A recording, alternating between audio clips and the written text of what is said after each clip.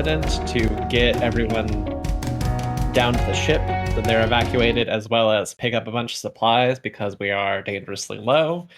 And then we solved a fun puzzle and went down into a scary basement that was bigger on the inside, and we fought the big bad evil lady, who we have subdued and are probably hoping to talk to further and not just kill her. That seems about right. I can't think of anything that we missed. Anybody else got anything? Yeah, I don't think so. I think that Yeah. was pretty comprehensive. Mhm.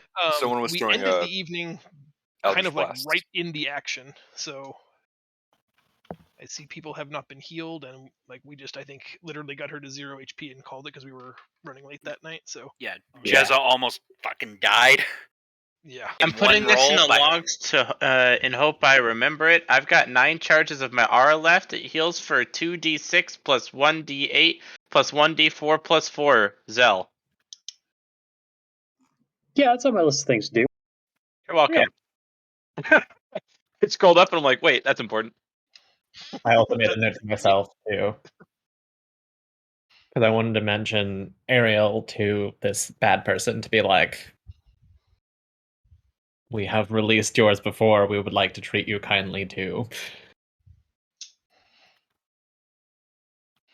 okay. I don't know. I don't think we saved the initiative order, so let's. I don't want to re-roll, but I do have it. Yeah. So just kind of in order of operation. That way we don't have everybody talking at once about what they want to do. Let's start with Alexis and kind of run on the list of not necessarily combat actions, but just in that turn order, what you want to do now that the immediate threat of combat is over.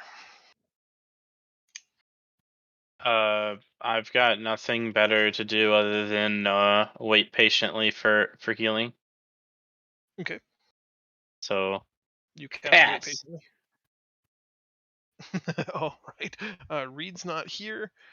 Batty is dead. My roll 20 is freezing. Cool. Kel, you're up next. I mean, partially wait for healing, but also bring the. Does she have a name? Do we know her name? So far, I do not believe anyone has asked. Okay. Well, that's awkward. This person will probably bring her over towards where the rest of us are, tie her up, and then surround her with the skeletons, giant or panther and giant badger as a guard duty. Okay. While we wait for her to regain some amount of consciousness. Let's go ahead for over here-ish. In lockdown. You know you're about to have a bad day when. Kig, any actions you want to take? Nope. I'm kind of just like chilling here, admiring myself. Admiring myself. Perfect. Jezza, any actions from you? Okay, hold up. Okay, sorry. So try, as soon as the combat encounter ended, did my death rolls go away? Yes. As soon as you were healed, your death rolls went away, and now they've Okay. even if you had died in that same combat, the death roll would start over again. The counter Okay. goes to 0 as soon as you gain a hit point. Okay. Sorry, one second. Okay. Let's Okay. see. So, okay. I'm just gonna. I'm still next to the fish lady, right? Or did we move her away? So I think what's happened is the army of skeletons, badgers, and the panther just came and drug her unconscious body up like away from the dangerous water that she can manipulate and have encircled her. Should she wake up, she's going to be, well, I don't know, maybe only hit one time by skeletons, but surely bitten by a badger. As they drug her away from you, the staff that she was using as her spellcasting focus was left laid half on the altar, half almost in the water, about 5 feet from you. But her body itself, unconscious, has been drugged to the shore and is now encircled by friendlies. Yeah. Ish. Hey, Dak. Hello. Hey, Dex. I would like to grab the staff. Giggity? No, bad. It is. Well, now this is going to be super awkward. It is longer and thicker than the quarterstaff you use as a weapon. Obviously intended for a larger creature than you. Yeah. But it is intricately decorated, quite ornate. You feel special holding it. I will Alright. identify that Hey, later. Jessa, come hand that thing over to me. I want to look at it. Yeah, I'm going to make my way over to the Aura of Healing.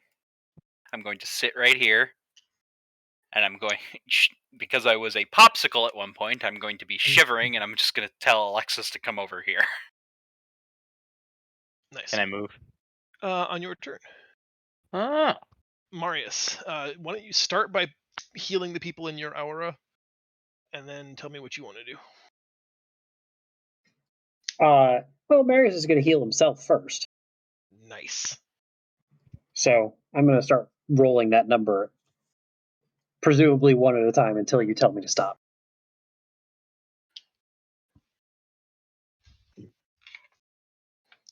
Damn. 22 is a lot. That puts you at 29 of 52. Like I can do that macro 9 or 8 more times if you'd like, and we can just get this out of. Sure. I think we'll just take the average then. Let's say 3 more times get you to full. No, 2 times would get you to 51. Yeah, just let's say 2 more times with a lucky roll. So burn 2 charges for you. Sounds good. Any other actions, like RP wise, in dealing with the situation inside this TARDIS tent or with the captive sorceress? Honestly, Marius is just almost drowned. He's going to sit down on the tile and recover and boop on his star map for a minute. All right, Leo, bringing up the last in this round. What do you want to do? I'm just gonna move up here in case the thing wakes up and starts trying to attack us. The lady. So I guess I'll just ready an attack, a non-lethal attack. No, I don't like to tell players what to do, but in this configuration, you look like one of Kel's pets. That's fine. Okay.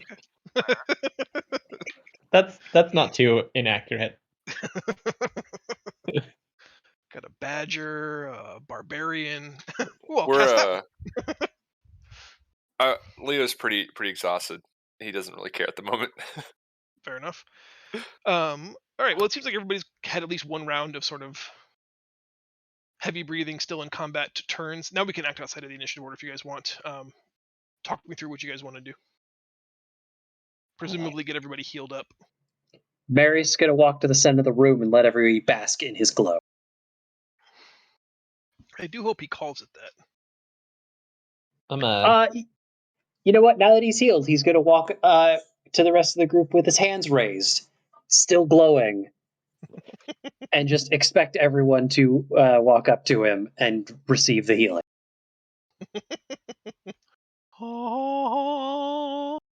Are you making sound effects? No.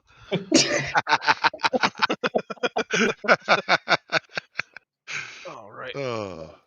So we spent a couple of rounds doing that. I think everybody in the aura would reasonably be healed before the spell's going to be out of charges. Mhm. So we can heal back up to full health. You can deny someone in the aura healing, right? It's not like everybody has to. I just want to make sure you're not accidentally healing the captive. Yes, I can. Okay. So we've got everybody healed up. There's no obvious signs of threat. The water elementals have been dispersed. She's unconscious. The next thing we were going to do was Alexis wanted to come over to Jezza and look at the staff.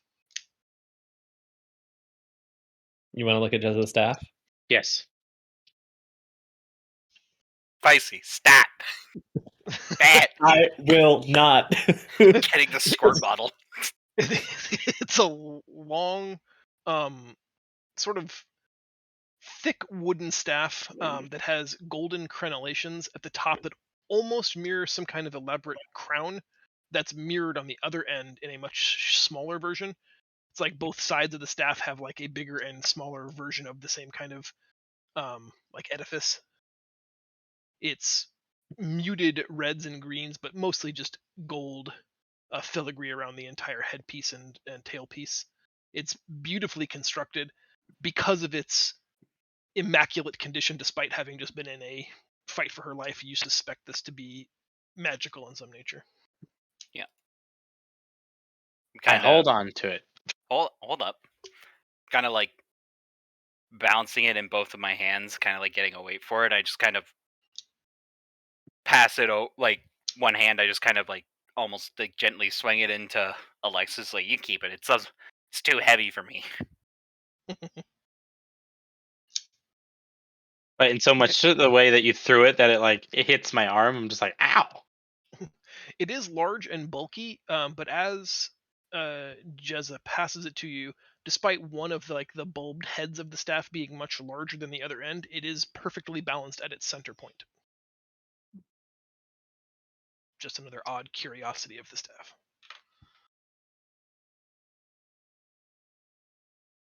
I hold on to it to get it appraised by someone who can appraise magical items. So you mean me? Maybe. Do you have 100 gold? Because we only have 89 gold. If Oh I yeah, said whoops. I do. You do? I do. Really? Yes. You didn't put it into the party funds? No. Rude. Rude. Okay. Wow. I Well, actually do think I remember Alexis wanted to hold on to some of her own money. I believe she gave some to the party fund, but wanted own for spell research and stuff. I Yeah. vaguely remember this from several sessions ago, like even before Driftwood. well, I will identify it if you pay me. Okay, here's your 100 gold. Well, no, that's covering the material components. Then there's the labor. Now then I hand you over the 100 gold. There you go. Look at it. I will ritual cast identify. Okay. We spend 10 minutes in the TARDIS tent, and eventually, Kel, you come to the conclusion That it's that magic. this is that. Ooh. That's a lot of willing creatures.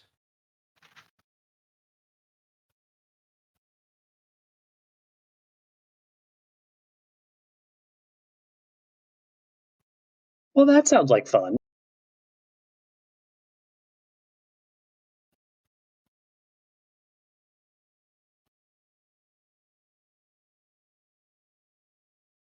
Well, cool. I'll hold on to that. That's really nice. It's like it's a free long rest. In a way. For you and 199 other people. Well, the entire party, yeah. We could do And the everyone in entire the ship. city of or We could teleport the entire ship to an extra planar space. So Try just solved our we don't have enough food for the ship problem. Ah! Because we're not good enough to handle it ourselves. Oh yeah, look at Listen, some of us are first time captains, okay? I was gonna say this was Some of us- originally named the Rod of First Time Captainship. I just want to say, some of us, it's maybe our second time on a boat ever. So maybe we should have made that guy the captain. yeah, but you're like a god. I mean, not I all was gods are blessed intelligent. by a god. Yeah. I said Thor is not a smart god. Yeah. You don't put the god of forest fires in charge of the forest maintenance. Now I He does add Rod of maintain it. Security to my list of things that oddball things. I really hope that there's a balls things category on your sheet. I definitely do have a ball that gives me a spell slot. Yep. A pearl. A power. After the 10 minutes or so it took Kel to cast the ritual identify, the sorceress begins to stir. She immediately struggles against the bindings and recoils at the sight of being kind of like creepily smiled at by 4 leering skeletons that is moving close to kind of like almost like to say hi like a dog might, but it's very off-putting to someone who's not familiar with your particular ways. I mean, I'm gonna say they're friendly and they don't bite much. Much. Pointing to the chew spot on her thigh. That I think that was already there. Yeah, that was from the water. So let's try this conversation again, shall we? Where did She we leave off?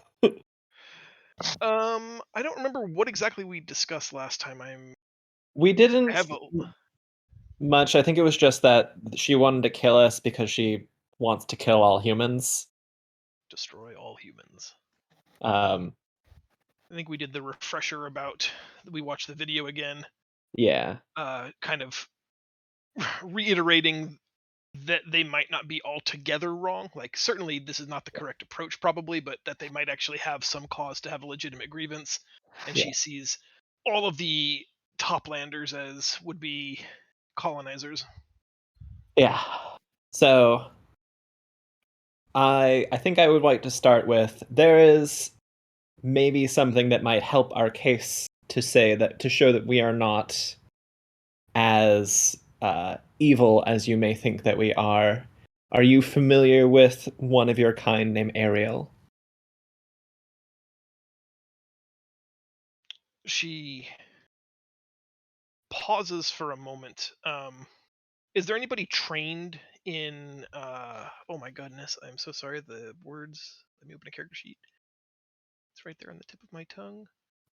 It is insight. Is there anybody trained in insight, proficient in it? No. No. No. Cool. Nope. She takes a No. moment, like a beat, and her eyes are almost shifty before responding to Wait, you. I lied. I in- am. Get it. You may make an insight check. Okay. This is gonna be real bad, but we'll try it. That's not bad. Awful. It's not a The 2. You're not normally known for being the most observant person, Leo, and that's fine It's because true. you have, many other strengths, including strength, that the group needs you for. But in this moment, you are certain that that person recognizes that name instantly, and you can like visibly see in the vein of her neck, like her heart skipped a beat. And then, in response to Kel's question, she just says, "This is a very common name amongst my people. I'm just It gonna means speak up and be nothing to like, me." "Yeah, she knows who that is. Okay, She's lying." that's fine. I Get a have little no. sus. There's no reason for her to trust us. I completely understand her lying. We're the ones that freed her when she was captured.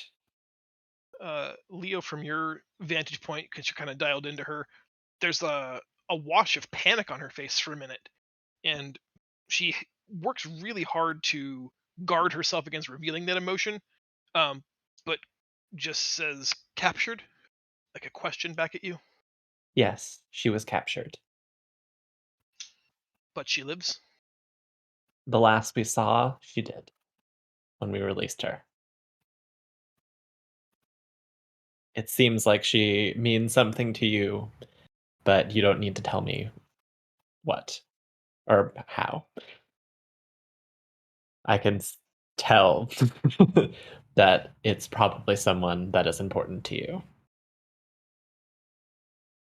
She almost like unconsciously sort of nods, like it is obviously a person of importance to them. And Leo is seeing it written all over her face that she's both grateful that to hear that she's alive, was shocked to hear that she was captured, and very obviously knows her, or at least someone named Ariel. Yeah. I don't know if we have any like defining characteristics of Ariel that we can remember, but Without being like deeply racist. yeah, without being like deeply racist. She was like, blue. Quick, Didn't have a lot quick. of What's bones. the most racist race? Is I, it is it elves not or is it dwarf? dwarves? Yeah. I don't know. That's a difficult decision. I think the answer to that is probably like Drow? offensively racist. Probably elves. On a like unconsciously racist. Probably dwarves because they're not realizing when they're being racist. They're like all these tall people. Aren't Then I'm just gonna Drow? like try real I hard was to gonna say describe I her. like Drow in the sense that like it will drive them to genocide. Yeah, because they're deeply xenophobic. That's true. Let me just say, I'm proud after all of these responses that you keep bringing me up. You're not the only I elf. didn't say the racist one in the party. I just meant the race. Anyways, back on the topic. Indeed. I understand that you have no trust for the land dwellers, and given what our gods did to your people, there's no reason for you to trust us. But I hope that we could work together to find a better solution than a war between our people. She resumes like that kind of placidity that only comes from someone who has like an extremely high intellect and is very comfortable believing they're the smartest person in a room, and just asks you if you would be willing to surrender all of the land that was taken from them and to forego your carnivorous devouring of arcane magic that you don't even fully understand how to wield. Would you give back all that you've taken? I am not the person that can speak to that, but I know who can. Do you know them well? I don't know. Do we know the queen well? I would not. I mean, you spent some time with her, but I don't think there's an existing, like a pre-existing relationship prior Yeah. to her charging you guys with investigating the disaster at the festival. Yeah. So enough that she trusted you more because she needed you. Yeah. I don't know her well enough to speak for her. Do you think she would be willing to give back all that was taken? I suspect not. Is there any way that we could instead coexist and find a way to not voraciously eat the arcane magic? She tells you that before war, her people learned. That is how we come to know you don't use magic correctly. That is how we've come to know your languages, how we've come to know your ways and your weaknesses. We see no opportunity for coexistence. You seek only to take. What is the correct way to use magic? She looks at the space around her and says, "You consume, you burn. I ask, I borrow." Mm. Can you teach me how to do this? She nods. The affirmative. Then I would like to learn. She like motions to her hands.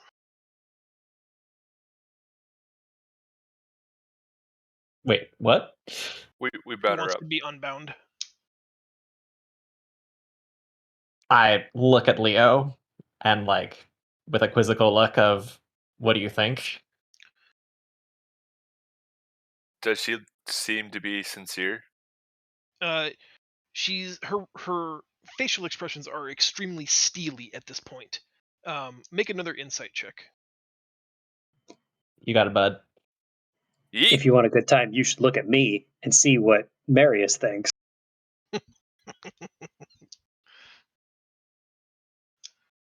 I'll take it. 22. 22 is a good one. Leo, you've never been super, I don't think, trustworthy or trusting of casters. Like, maybe because it flies in the face of, everything that you do, building things with your own two hands, relying on your own physical strength. To have someone that can exceed all of that with a magic word seems almost abhorrent. So you've always had sort of a distrust of them. and you're getting that kind of vibe right now that she's not smiling, but her energy, her aura, her body language is almost smirking, and you don't think that someone who's staring down 7 enemies should be smirking. Okay. Then I'm just gonna like look at Kel with like the serious eyes and just shake my head no. I don't trust you to do something deeply foolish right now. Not to do something deeply foolish right now.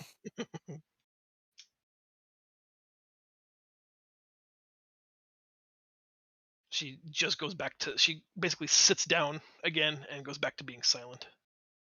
She says, "It matters not.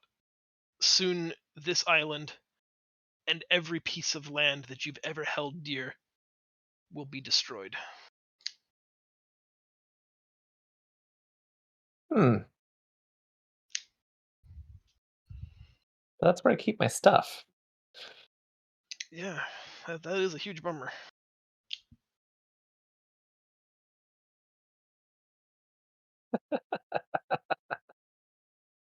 How long does that last? Nah.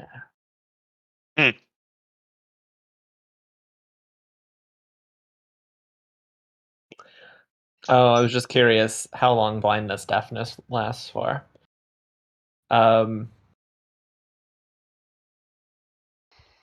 Duration 1 minute. Yeah. Dex, you could proffer that suggestion with her. The response you would get is that she, like you, is a soldier. She's not here to negotiate. She is here to save her people, to do what is in their best interest. Just as her enemy sent assassins and butchers into her camp, she too seeks to kill enemies. After all this, we didn't even get the leader.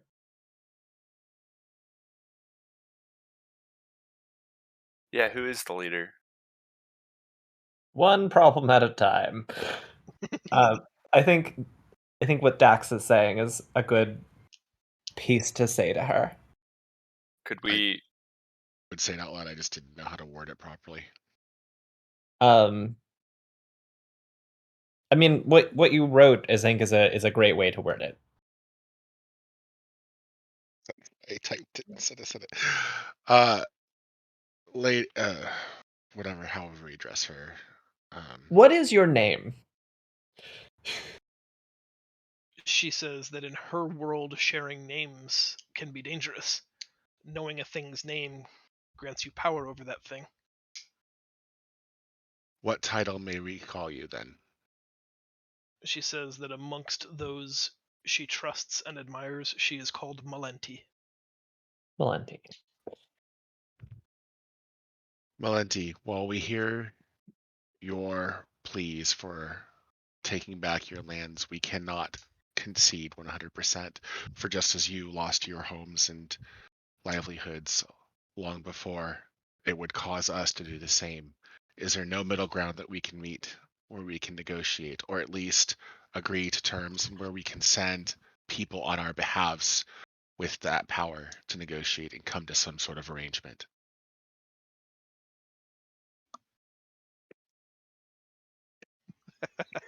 Like General Stinkfish. Nice. Hold on 1 second, I check on the pups. Apparently there are people outside. And that just how can't dare stay. they? Oh, you're not going to stop him talking for much longer. I know.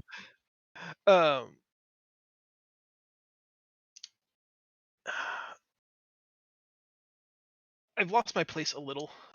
Dex, what was the last thing that you said? Something that you said made me want to respond, but then the dogs barked and I lost my place.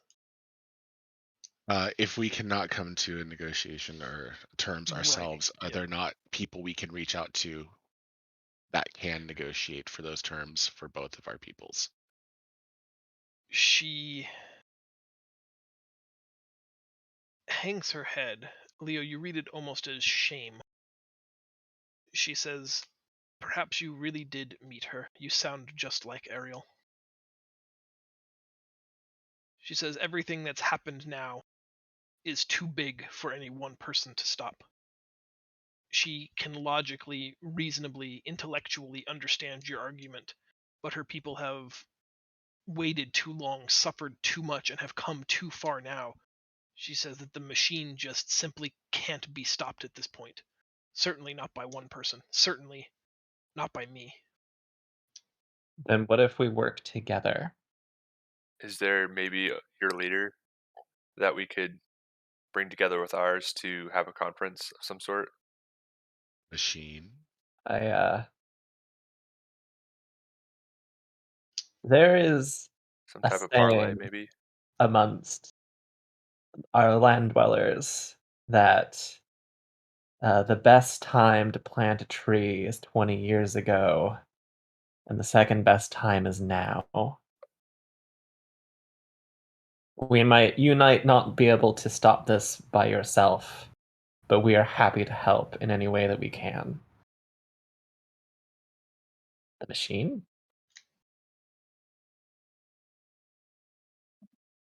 Ixnay on Ashinme. Leo. God damn it, Leo.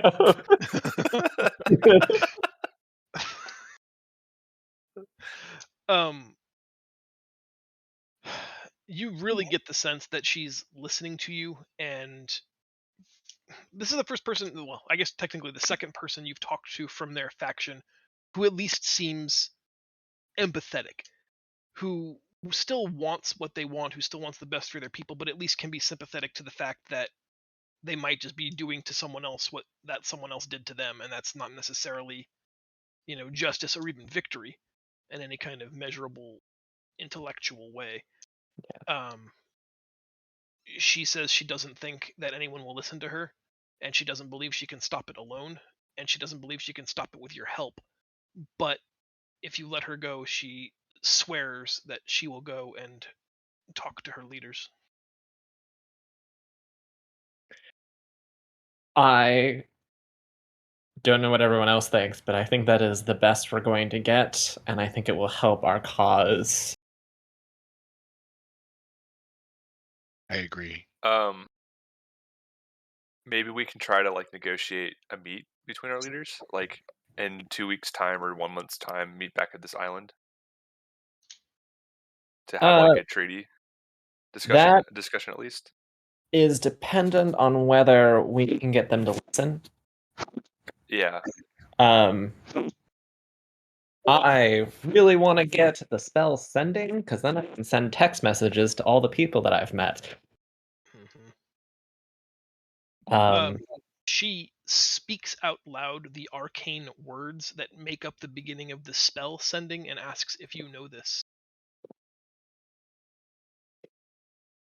Do I?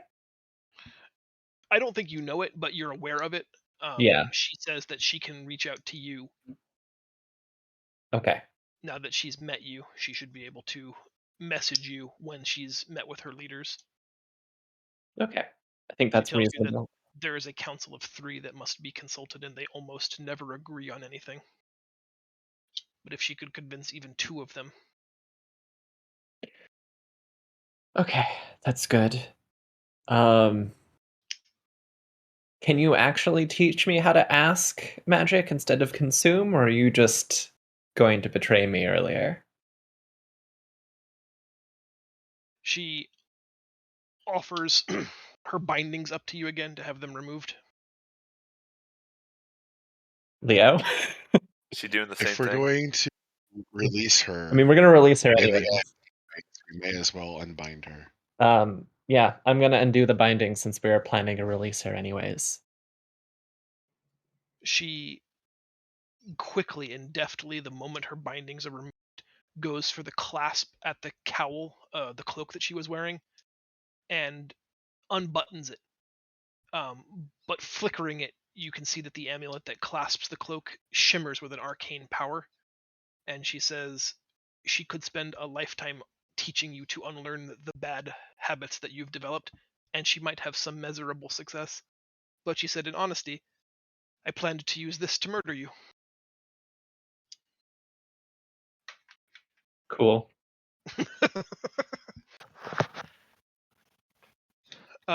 She tells you that in an equal sign of good faith, because you bested her and because your talents rival her own, she surrenders this to you and puts the cloak in your arms. Thank you. And she's ready to leave the tent now unless you have more. Well, I can't identify this cloak. You know what? I'll help you out for free. Thank you. We spent a lot of money. Ooh! That's pretty good. Nice. Yeah. What does Cloak of Protection do? That's +1 to AC and saving. +1 to AC and saving throws? Yep. Fuck. Does Yeah. that stack with mage armor? It will improve it by 1. Yep. Okay, cool. I put on the cloak. Congratulations, you're a better tank than I am now. Yeah, I have an AC of 17. Yeah, congratulations, you're way better than I am. I just have way less health than you. Hey, Try. Sir, Just don't get hit. I've got a really weird and off the wall question. Go. On my character sheet, do I have an actual cloak of protection there, or is it just written down? Because I should have Amara's cloak of protection this entire time.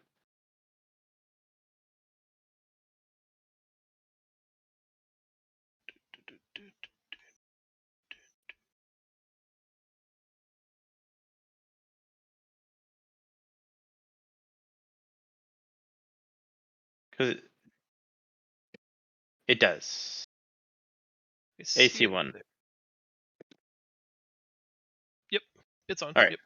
I just want to make sure. Thank you. Yep, you're good. Yeah. She's ready to leave the tent if you are. Yes, I am. Yes. She leaves the tent first and heads in the most direct path towards the sea. The moment you guys emerge from the tent, the crack of thunder almost startles you. You forgot how powerful the storm raging outside was, completely sheltered inside this tent. And as soon as Alexis passes the threshold of the tent, it completely evaporates into 2 small other flaps left in the mud.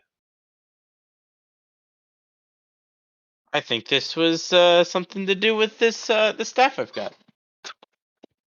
Before she disappears in the distance as we leave, I shout out after her. I hope when we meet again, it's as friends.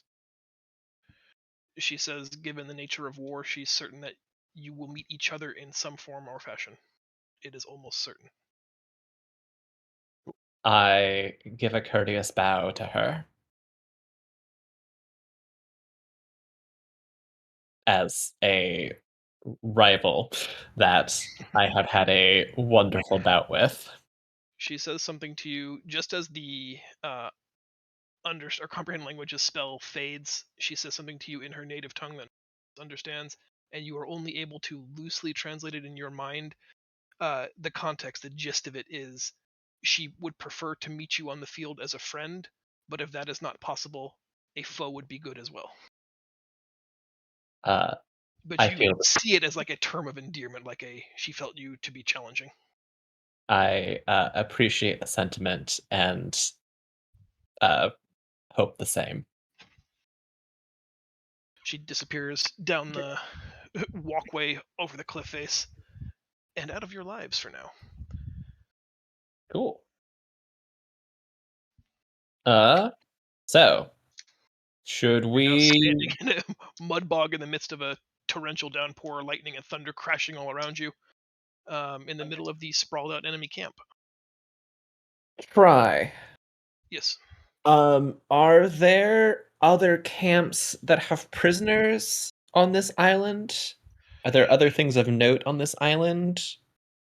Your original circumnavigation really only saw this as the biggest encampment. They had like 2 battlements where there were like those repelling guns on 2 different points around the camp, and then there was something at the second highest point. So you guys climbed up the south face where there was that tall, sort of almost like chimney structure, and then Yeah. into the bowl of the island. at the peak of the bowl there were other troops and some kind of construction, but from the ship you really couldn't tell more. Because like we didn't get provisions, we also didn't get a spyglass.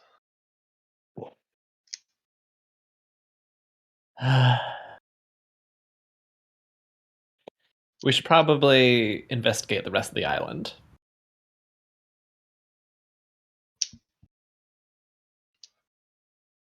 As you guys sort of gather yourselves, talk through the next steps, there's a sudden and violent tremor. Like it happened just so quickly after the clap, the peal of thunder, that it seems like they were almost related. Like the thunder was so loud and so violent that the earth itself shook beneath your feet, but the rumbling continues for 2 or 3 solid seconds, enough for you to almost start to lose your footing, and then just as quickly it completely subsides. Well, that's not good. Oh, what now? I think we should go to that one place where the plot is. Yeah, we should totally go back to the floating city and pick up those vampires Head back to the plot. and then take them home. Are you Okay. saying perhaps we should go home? Yeah, we should. We're not But we should going pick up those home. passengers on the way. There's only at least one good vote for go home. There is. I kind of want to know what the fuck is in the center of the island that they're clearly doing something there. We go toward the plot. Quickly, towards the plot! I say that in character and make everyone look at me like an idiot. Wait, Alexis, are you an omniscient narrator? Maybe. I have been this entire time. Did you not know? They all looked at him anxiously. All right. The center of the island. Navigating towards the center of the island. Is anybody proficient in knowledge nature, or the survival skill, and can sort of easily navigate us? Because line of sight is limited with the storm, and there's always the chance to play my favorite. Leah's good at survival. Why don't you find north and navigate us to the center of the island, given the positions you understand from our circumnavigation? Reed will not survive today. Yes, I love that. I rolled to survive and I didn't. Leo, not much better. But it's a simple matter. You're easily able to lead the group slightly up, which means you're walking in this sort of down torrent, small river of wet mud that's just constantly torrenting past you as you move towards the center of the island. Once you are maybe 30 or 40 feet and almost a quarter mile away from where the camps are, you can start to see a large lumbering form in the distance. Only really once the lightning flashes and kind of fills up the whole skyscape with this bright sort of camera flash of brilliance, you can see the silhouettes of half a dozen medium-sized creatures, but one very large, huge, hulking beast that seems to be stacking crates onto some kind of pallet. And you can see a large mechanical arm, like a crane boom, swivel out and lower something into the depths below. We found Gadgetan. The crates completely disappear below your ability to see them, so like kind of disappearing into the horizon line from your perspective. Are you sure that's not Mechagon?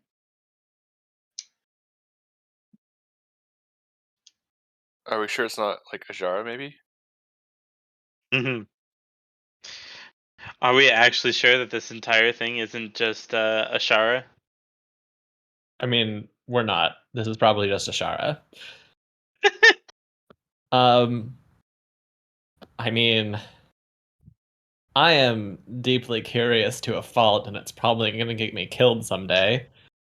But I want to know what's in that hole.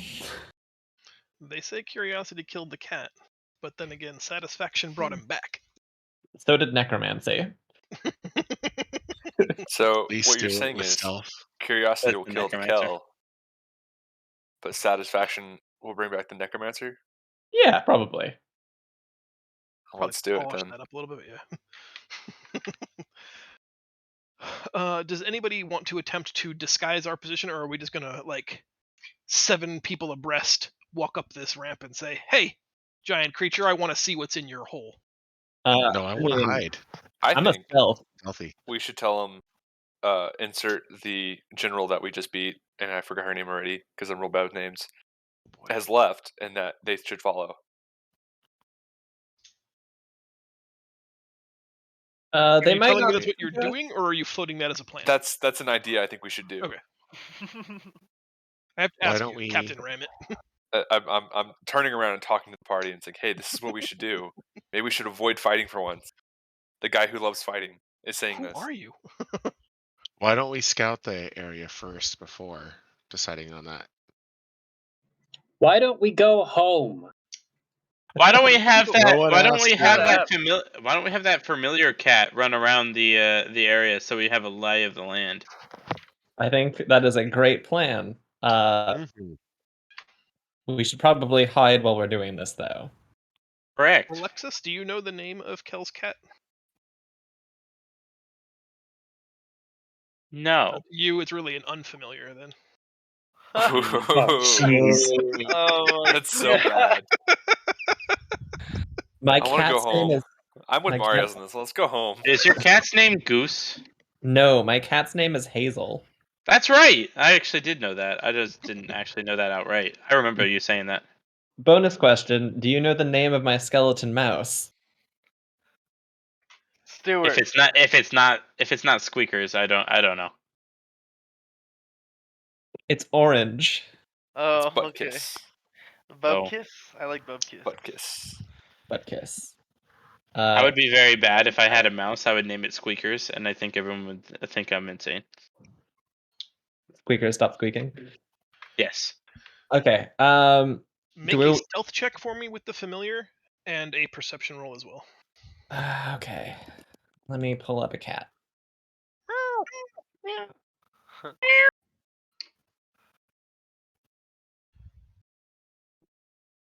This is annoying.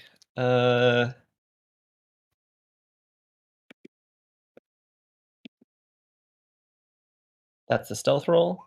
Wow. That seems pretty good. And this is the perception. Ooh. Wait, should it be my perception or the cat's perception? Because I can believe see the cat's through- perception, because the cat has advantage too, right? Oh, it does. No, it has advantage when it checks that rely on smell. Oh, not so much this one then. Yeah, okay. I will be able to give you a basic outline. The cat can't smell fish people? Oh, I think that would be easy, but that doesn't really give you much more the lay of the land necessarily. Yeah. You know. Can't. Like, maybe you can smell landmines, I don't know. Oops, I've said Cat too goes much. splody splody. I mean, if your perception is really good, the cat might be able to smell the landmines. Hazel makes their way back to you, and you guys download, and this is what you see. That's a hole. It is a Let's giant hole. The runes. There is a massive enchanted runic circle being cast and almost like ritualistically prayed around by a number of sorceresses.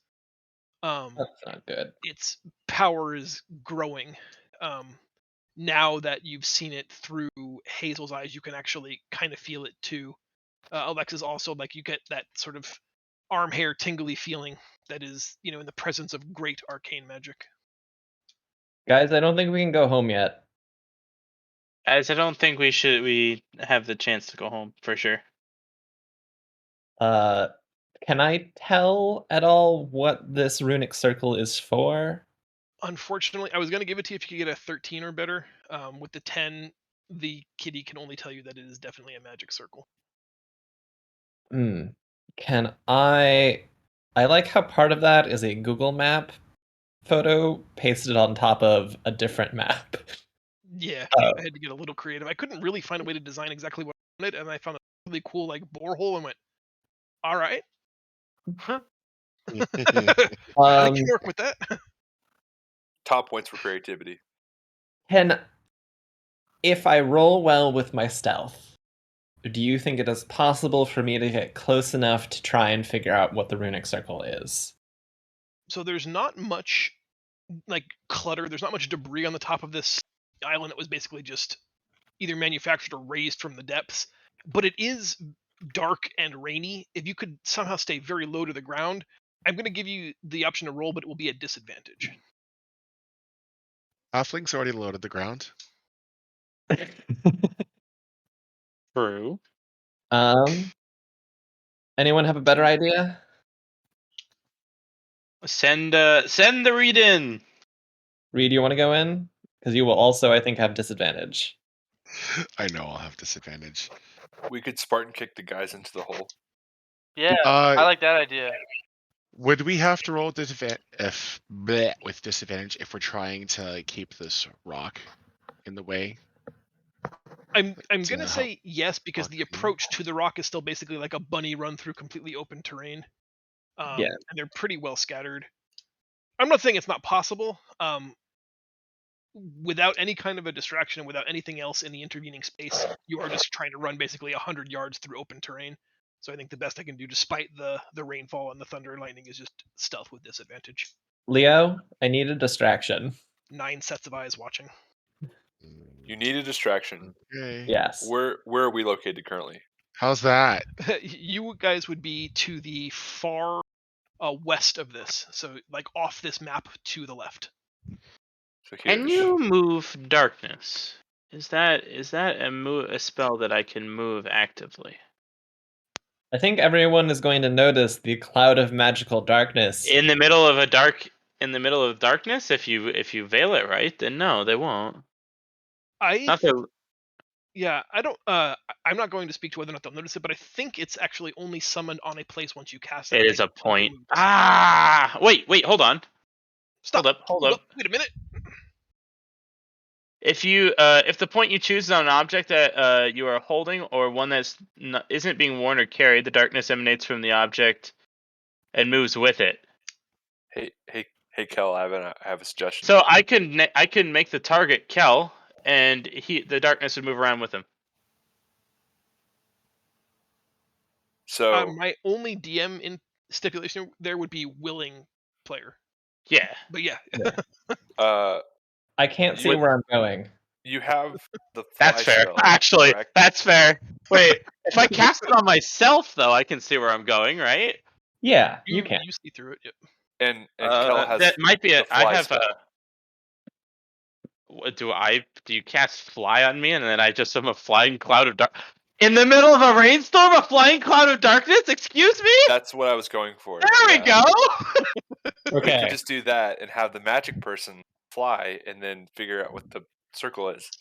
They call Let's me Have a very good go. Mulo vantage point. Alexis. However, Let's go. I would like to point out that historically I have been much better at Arcana checks than Alexis has. Sure. How And long does Alexis has flight been last? better at seeing in her darkness. Um, Fly's got to be an hour, I would think, right? yeah, It's concentration, so possibly less, but it's think it sticks around for a while. concentration. It is 10 minutes. oof, that's still pretty good actually. That's not bad. Darkness is also 10 minutes, so I got a 10-minute timer. Oh, Or you'll God. crack a So lack. do we want to do that? I mean, let's do it. Yeah, fuck it. Let's do it. That's much better than shitty disadvantage stealth checks. It's way more Uh, dope. I Wait, slap more dope. I slap a fly on Lav while they cast darkness on themselves, and I let them rip. I just imagine like Fly an actual into fly. I flapping fly on into them. the darkness. Like that's how you pretty cast fly. You just slap an actual fly on somebody. Yep. good. Nice. What is that? It's the spell, bro. I don't know what to tell you. You wanted fly, you got it. Yeah, what do you want me to roll? I'm flying above, I guess, in the kind of not necessarily in the cloud cover, but above. So I think because of the melding of all of these spells, I would rather have you make an Arcana check than a stealth check, as you were trying to like seamlessly move with the direction That's of the pretty good. wind in the clouds and meld your darkness circle to match.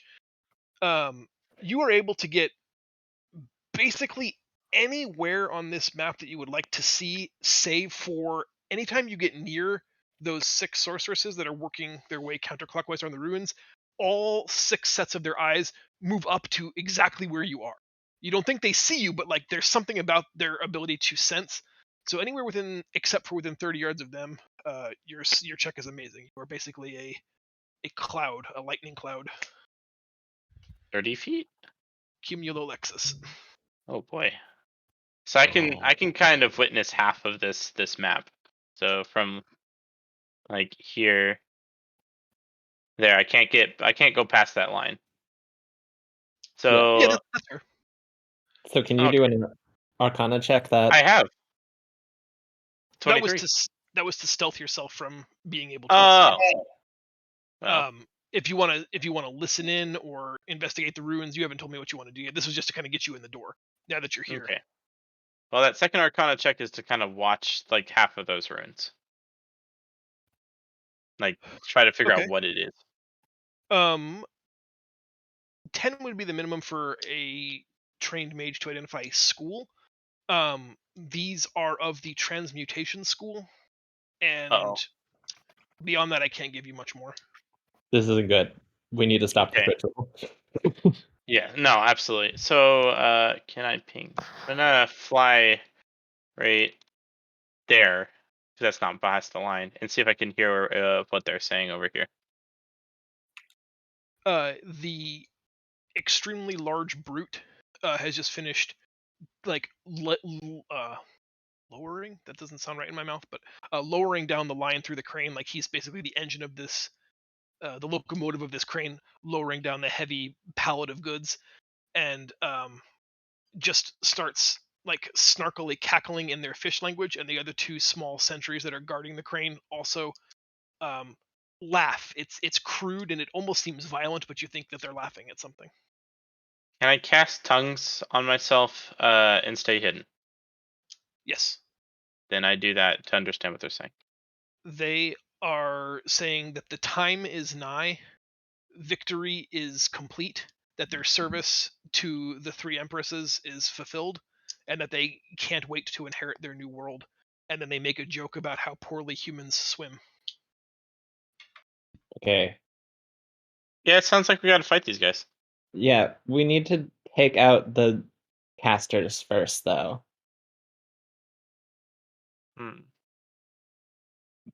Does anybody else think I should do anything else? I mean, I think I you got it should cast your giant fireball cone at all of them. from the air. Yeah, why not? Yeah.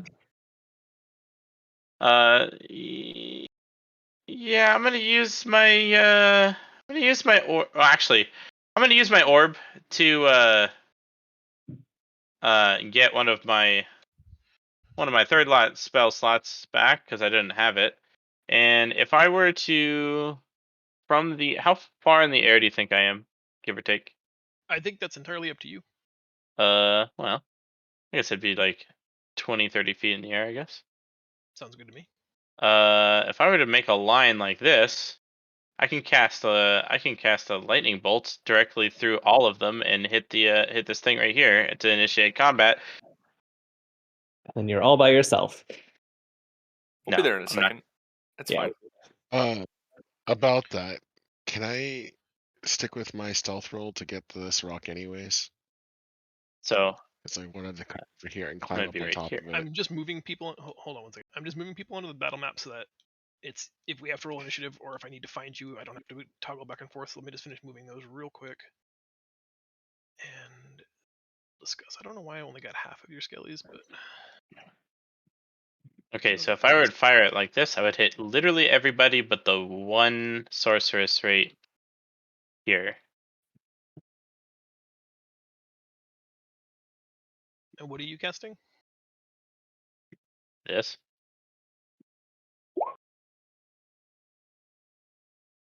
Lightning bolt. Lightning bolt. Lightning bolt. Which is even better because I'm a cloud and they don't fucking know that it's me. Nice. Okay. You have used several actions to get into position. You did some observing. You did some listening. Now you're getting ready to cast lightning bolt. In that time, Reed said that he wanted to try to the same thing that happens to everything else. Oh man. Line sucked. Reed, you wanted to try to sneak across the open ground to behind this boulder to Yeah. be backup for Alexis. Did you already make a roll and I missed it? 18. I did with disadvantage. 18. Okay. Just one sec. This is either going to be the worst decision of my life or a halfway decent one.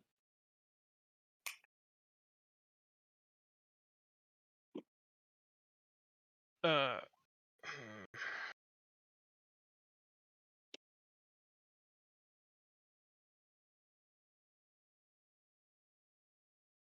all right, so everybody else is still several turns off of screen.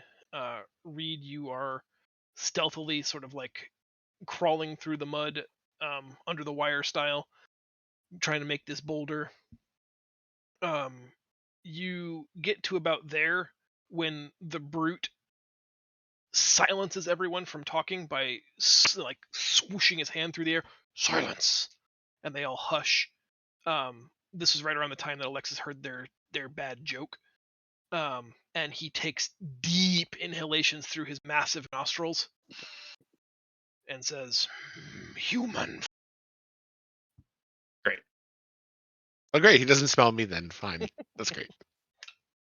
He could just be racist. Could just be racist. That's true. I am half human. That is correct. You gonna cast that spell? I am going to cast that spell, actually. So I'm going to do this thing where I do that. And I cast it at level.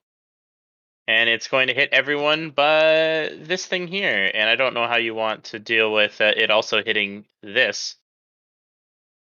But it did. We'll deal with that. Let me keep forgetting. Congratulations, you get to do a bunch of rolls. I'm more excited to see what happens with everything hitting you. Yeah, Yeah. I know, right? But also, Should they be at disadvantage because none of them saw it coming? I'm gonna say no because they're charging. They're doing something highly dangerous, and they're in a lightning storm. So I feel like being unawares was probably part of the job description. yes. I would also like to mention that it is a lightning bolt, and I am a cloud. I am a cloud, sir. All right. Very Leo good, approves then. of this.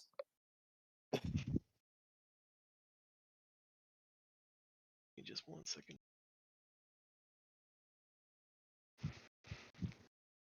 20 is chugging for some reason. It won't open their character sheets. I have 6 thinking circles of "we'll figure it out in a minute, boss." Oh, that's exciting.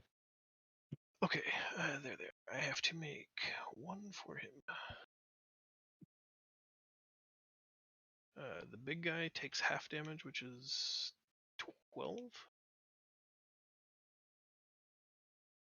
These two will automatically fail, I think. Well, I guess I should roll, but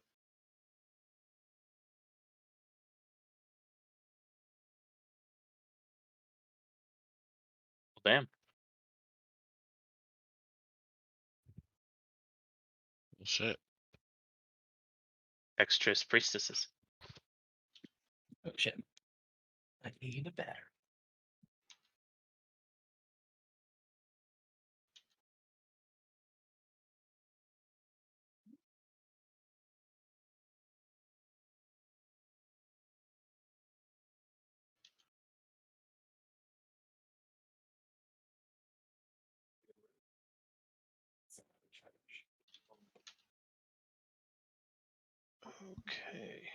okay. Your lightning bolt streaks from the cloud. I'm assuming you had to get pretty low to the ground to create a line through all of them. Yeah. Like maybe 20 feet, probably.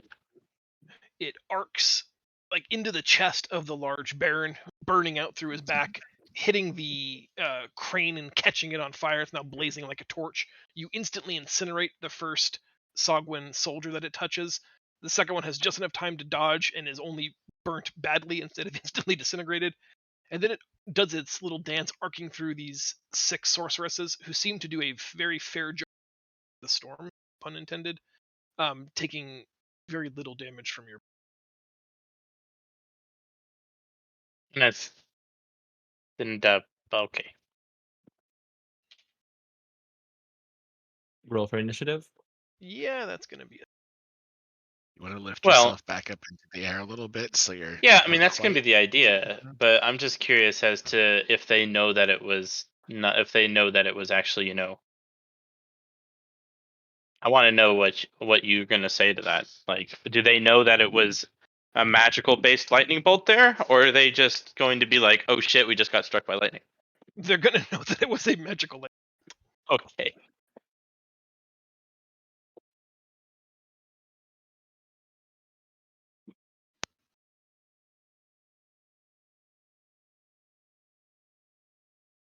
And yes, I'm gonna fly up into the fly more or less up into the air and move to the left toward the boulder. Hold on. I was so with fly. How far can I go with fly? Your speed, I think.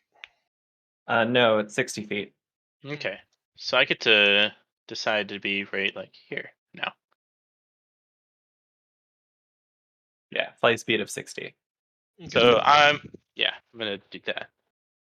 And Alexis, as you leave, make a stealth check for me. Stealth check. Aye, Captain.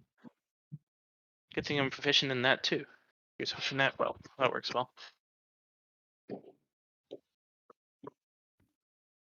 See, they didn't even see me.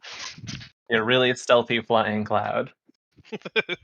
I just want to imagine you nonchalantly whistling in a cloud of darkness. Like, why is that cloud whistling? Don't worry about it. And you I say, don't worry about it. Clouds always whistle. It's just the wind. Do your The clouds. whistling of the wind. Yep. This All right. blows.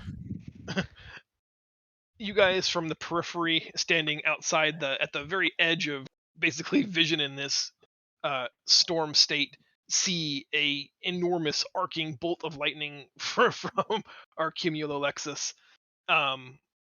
Disintegrates a couple of the Piscine invaders, completely burning and destroying their crane arm, and very effectively opening combat. Reed, you're the first person to react, though. You are rushing to the stone when a lumbering black cloud just whooshes overhead, whistling. Yes. I'm going to continue moving to the rock here and hide in its shadow. And then I'm going to hold my action. If the big guy or if the smaller guy comes within melee range of me, I'm going to attack from my hidden spot. Okay. Alexis, you're next. I think I'm gonna just stay hidden right now, because that seems like a smart idea. And move a little bit closer to the party. And I'll go. Are you moving your full 60? No, I don't know how much that is. I was right here, so that's like 25 feet. Okay. You just leave me behind.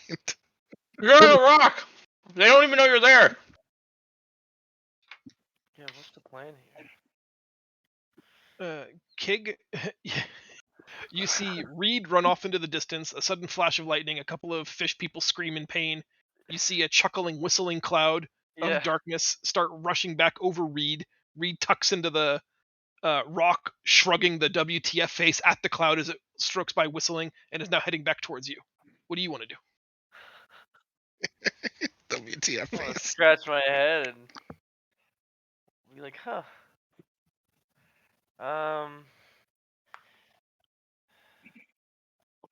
Yeah, I mean they're just so far away. I mean, They I are? guess I'll just go begin to try and get up to. Start marching. Yeah.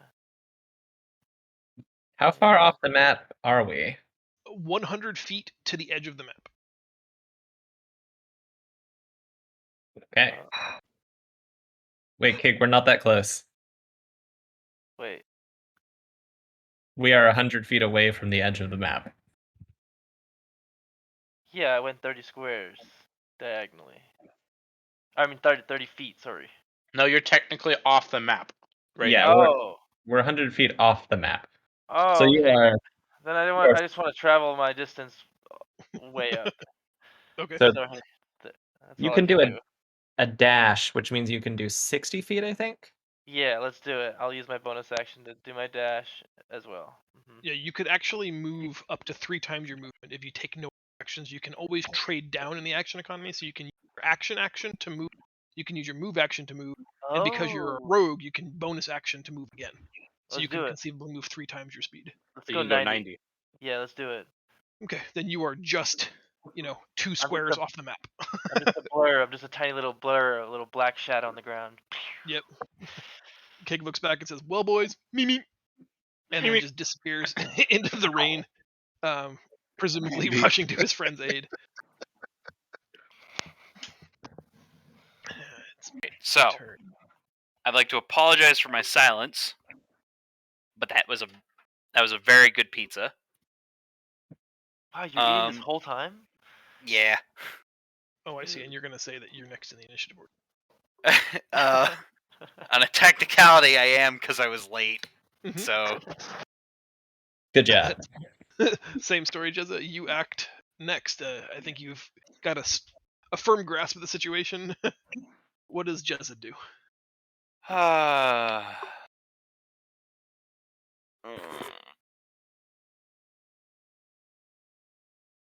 I might as well be a barbarian at this point. Jizza unga bunga jizza hit with stick. Like that's what it feels like. It feels like I should just run up there. But I don't think there's anything else cool I can do.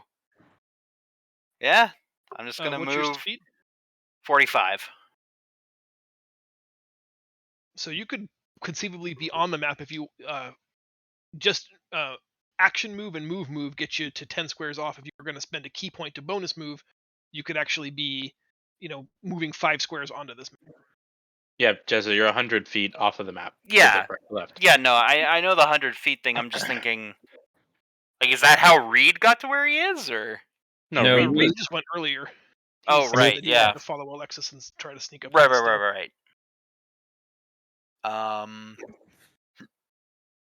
Yeah, I'm not gonna use my key point just because we haven't long rested yet, and I think I'm not topped up. Yeah, I'm only at 2, so I'm just gonna do the 90 feet. Okay. Trust me, I'm pretty tapped out on spells, my friend. Feel that. It is the Sawagan Baron's turn. He puts out the small fire that's burning like on his chest right now with just like 2 deep pats of his massive hand, and immediately starts walking towards the boulder reed that you're hiding behind, taking deep inhalations through his massive fish-like nostrils, and in very broken common, not unlike fee fi fo fum, he announces that he smells something small and something yum. Oh no. Uh-oh. Damn You'll it. be fine. It'll be fine. Did you make it rhyme on purpose? Yeah, Okay, I like to rhyme that's fair. with like ancient prophecy with curses and idiots. Oh, look at him at the edge of the hole. He stands there, seeing you, and just decides to try to maim you with his claws. He will make. Wait, can he see Oh me? yes, he can smell you. He actually Fuck. smelled you as soon as you got within feet of him. Didn't Reed ready in action? He can make a basic attack. Yep. All right, well, if he sees me, I'm going to do my best. So, unarmed strike. Can you kick him off of the edge? Well, I would like to. I don't know if that's an option or not. I don't know what the situation is. I know the graphic of the hole makes it look slippery there, but I don't. Try, what is it like right there? As long as we're all adults, it is a slippery hole. Mm-hmm. Ha! What do I have to do to rush, or does not count for my held action? Am I able to rush him and try to knock him off? Without advanced training, you won't be able to push something that's a size category. Above me, got it. Okay, well, I'll stick with my attack. Okay, roll damage on that attack, and then I'll resolve. And then 9 points. I can do my extra attack, right? Yep. Well, damn. Hit. Oh, that's less. Yep. All right. I don't actually have advantage on the attack, so it's 12, 22, 24. So I think 2 hit. Bite. Oh, shit, I didn't see that. Okay. Claw. 15 total damage. Cool. I'm gonna tentatively say that's not too bad. Yeah, it's Come okay. here and hide. What's the stealth roll? Do we know? Is he did he disappear? He's on the other side of the rock from me. I can't see him. Okay. Or it. I don't like what they're doing over there. Sure sucks that they're doing it all the way over there then. The sorceresses take like several steps back from the precipice and from the magic circle, join hands and begin chanting. Reed, you hear it first, and your heart sinks. Like, it sounds deeply terrifying because each of their voices seem to amplify the voice of the sorceress next to her until all you can hear is this cacophonous booming of them chanting the same word over and over again. It's actually drowning out the thunder. It's so loud. Leo, it's your turn. Even from this distance, over the crash of thunder, you can hear a series of 6 soft voices chanting in unison, and it's growing ever louder. That's not good. I'm just gonna use, I guess, my action and my movement to go as far as I can. So double. So what's your speed? 45. So you are 10 feet, 2 squares off the map. Okay. Marius. Did I hear you say that max running speed is 3 times your speed? If you have something that lets you utilize your bonus action for movement, otherwise it's just double. Oh, well, yeah, that's ridiculous. Who would even do that? Yeah. So Marius is going to run to negative 30 feet from the edge of the room and is just cursing the whole way. I gotta love that imagery. Just a sopping wet, prim and proper Marius charging into battle. Fucking son of a bitch, why don't we ever attack in melee? I just wanted to go home. Wet, tired, they're gonna need saving again. Kill. I facepalm, say, "God damn it, Lav," and then also chug after Marius. With This is why Kel and I are secretly on the same page. Health. I have health the entire team. Okay, it was That was all not- one line. That was not the fucking plan, Lav. I mean, to be fair, I suggested it, and it was a great idea. Captain Rammet says, "Well done, son." In my defense, I did get rid of the mechanism. Leo, You did a you're wonderful dealing, job. Don't let them tell you otherwise. Leo, you're dealing with a mutiny led by Opie later. Oh man. So Kel runs to with Marius to approximately 30-ish feet from the edge of the map. Yeah. My priestesses continue chanting. Reed, it's your turn. Already? Okay. Already nothing. Yeah, 6 of us have to run. Yeah, no, it just usually takes longer. It surprised me, that's all. They have a pill for that. Alright, I am going to go ahead and attack again. Ugh. That is a miss, unfortunately. Yeah, it is. That one hits though. Excellent. And then I'm going to spend a key point to get 2 more. Hit and hit.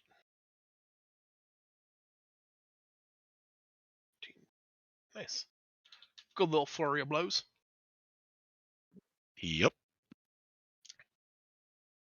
Alexis, you see Reed blowing furiously? Question mark. Repeatedly striking this large Sawagan Baron, pummeling him quite effectively. What do you want to do? I think he's probably okay. I'm gonna be going over here.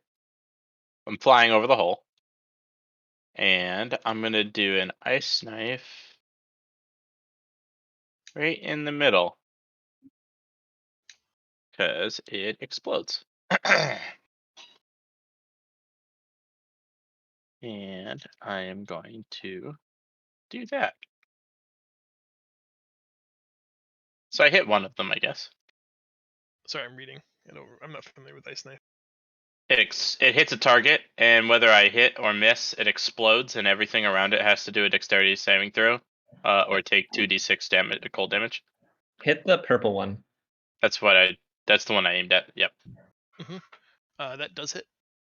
And thus I do that. Wow, that's a terrible cold roll. Oh, damn. 5 damage? It is only a level 1 spell, and you cast it with level 1 instead of higher. Oh. How many spell slots can you guess I have? Not a lot. No, I don't. At least 15. I have one more level 1 spell slot. I mean, the 1d10 took the 2 is awful roll. Okay.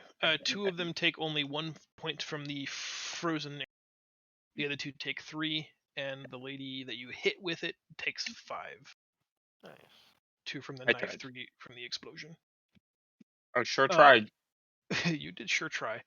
They don't even look up to acknowledge you, and their chanting grows even louder, and something bizarre is happening. You saw them link hands to begin this rite, whatever they're doing, but their hands are growing together, and this thick chitinous scale is beginning to develop on their arms, linking them all together into seemingly one contiguous being. This is Oh not boy. good. Kig, it's your turn. Alrighty, so you said if we went 90 feet, it'd be 10 off the map, yep. 2 Sorry squares? for the theater of the mind here. No good. Oh, you're good, sorry. No good. No good. Sorry, bud. All good. No good. Some good. If this is, oh, well, you know what? That means I can go up to 50 feet and still attack. Get it. But I won't have advantage because Reed's not on him.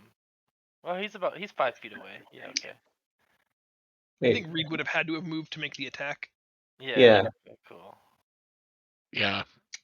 You can assume I'm right but there. then I can't dip out of there with disengage. Oh man, you'll have to get punched maybe. yeah, you might actually have to get some damage. Okay, that's fine. You know what? I could take one turn. Alright. I'm moving right here. It's cool. Be the hero you want to be. And I'm gonna before he gets clawed, and then every single one of those claw hits crit. Oh my god, please.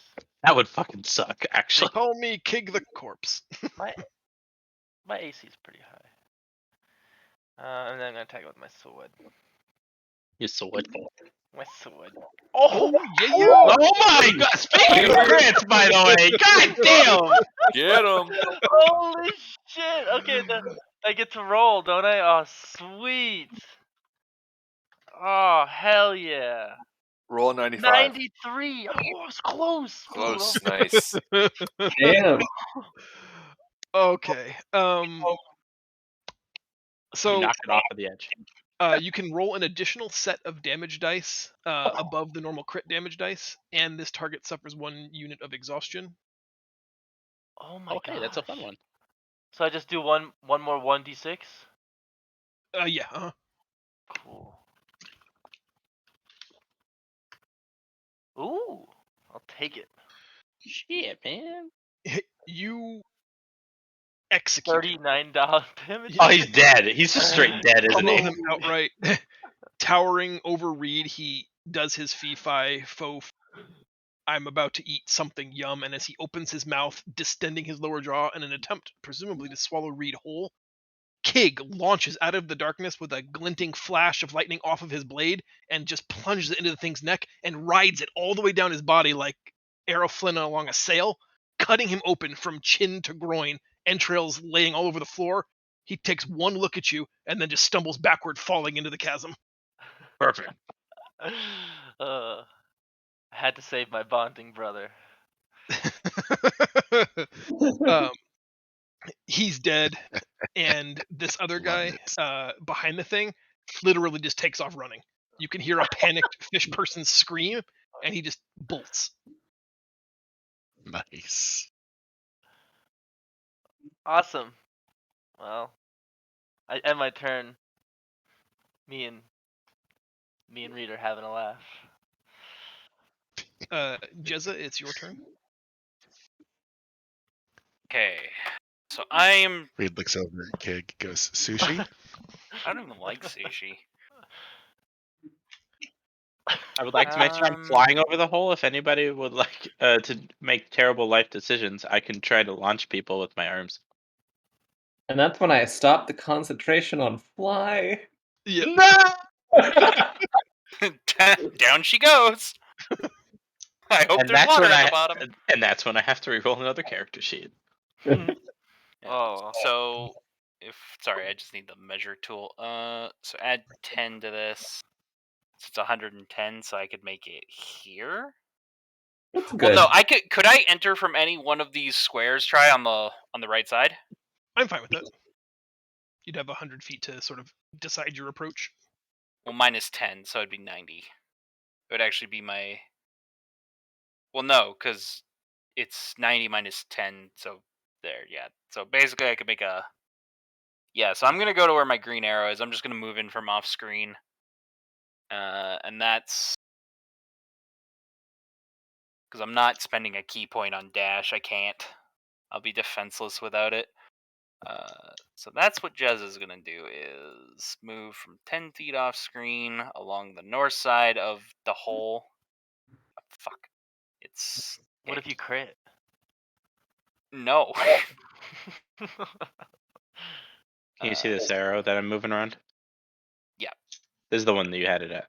Yes. Yeah, Thank you. one. Yeah, and so double move prevents me from like using an item, right? Try. It depends. If it's the item is an attack, almost certainly. If the item is only a bonus action to use, then you still have that action. You've only used your action and your. I'd like to. Actually, no, I don't need to yet, do I? No, actually, I'm just gonna assume a defensive stance. No, wait, I can't do that. That's part of my. That's an double action, move.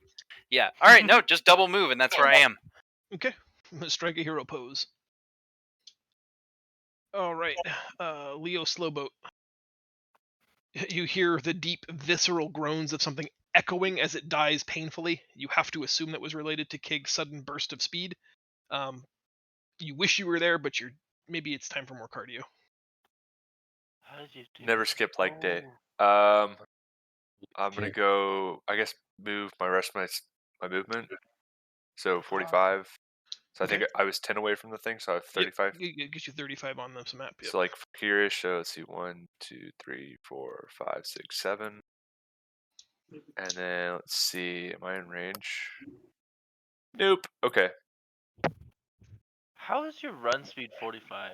Can I ask that? Cause I'm really strong. But you're also really short. Yeah. I mean, And I would like to mention, so are you? okay, but I'm small. I scary, you know. He's SMOL. Yeah. you're light and fast. I'm just strong enough that I just. So you like moving the earth under you Yeah. as you walk. I see. Okay. Yeah. It's like a waddle. Oh. It's like a waddle. Hey, try. Yes, sir. My Panther has a movement speed of 50. That's pretty good. I guess I'll Can just you ride on it? if anything comes within 60 feet of me, I'm going to throw my spear at it. Any enemy that comes within 60 feet of me, I'm going to throw my spear Oh, at I it. really wish you hadn't had changed Right. it to enemy. No, I caught myself there. I caught myself. Marius walks up. What's going on? Yeah. Spear. Oh no! Understood. I just wanted to go back to Pendilor. Marius, you finally are catching up with the group. I think you're 10 feet off also. Yeah, so a move will get me onto the Yep. onto the map, and this is all so dumb that at this point, Marius is just pissed. He's so mad. This whole party is gonna hear over the thunderstorm how angry he is as he's casting this new spell nobody's ever heard before. And Can't wait for it. he's casting a tidal wave, which I meant to do. Drop a wheel. And he's plopping it right in the middle of these priestesses. Nice. Better than a nice knife. That is pretty cool. And I feel like inspired by something we've done recently.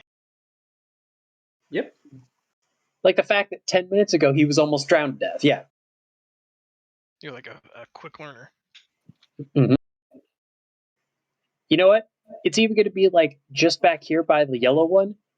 Because why not try and wash whatever this abomination is into this big hole?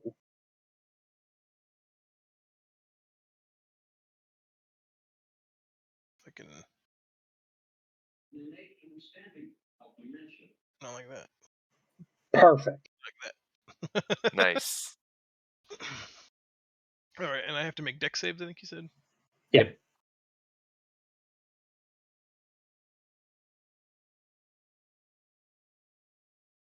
Woof.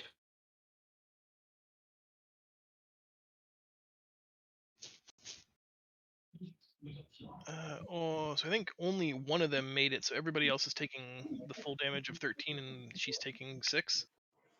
Yep. It's And everyone but the 6 is knocked prone as well. And if there's unprotected flames, they're extinguished.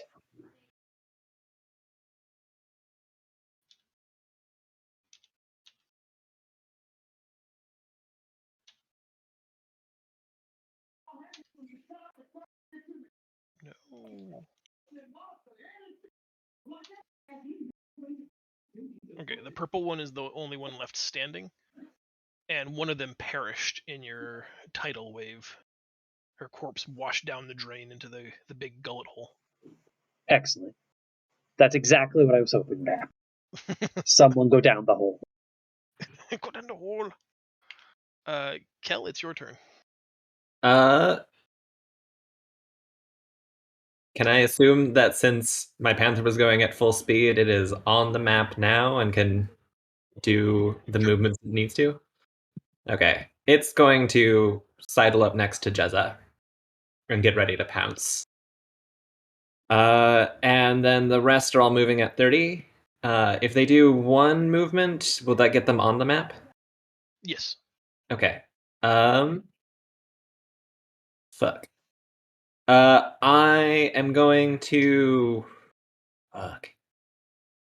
The skeletons are all going to fire with disadvantage at the priestesses from least healthy to most healthy. Do.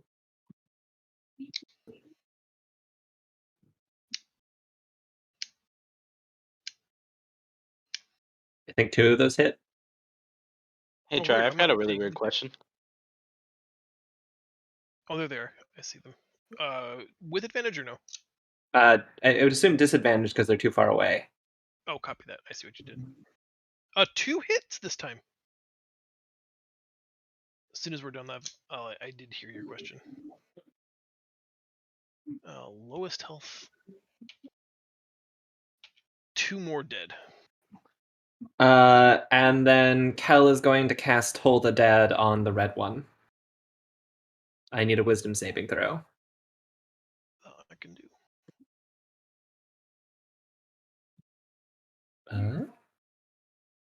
That meets the DC.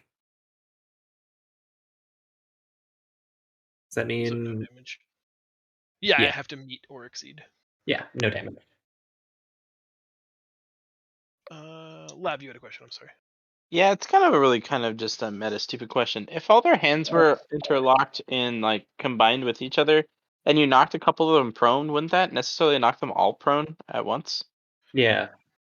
Yeah, the spell doesn't really afford that level of additional complication, so I would say that it just separates them instead.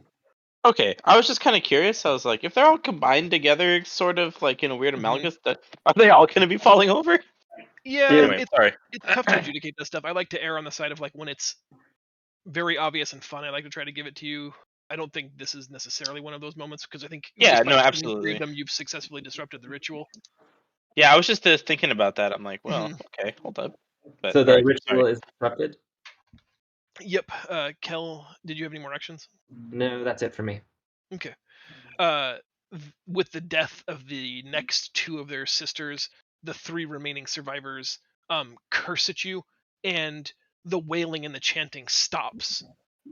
Left in a soaking puddle, the chitinous scales that were starting to develop all over their bodies start to just shed off, flaking into aqueous pools on the ground, seeping into the mud.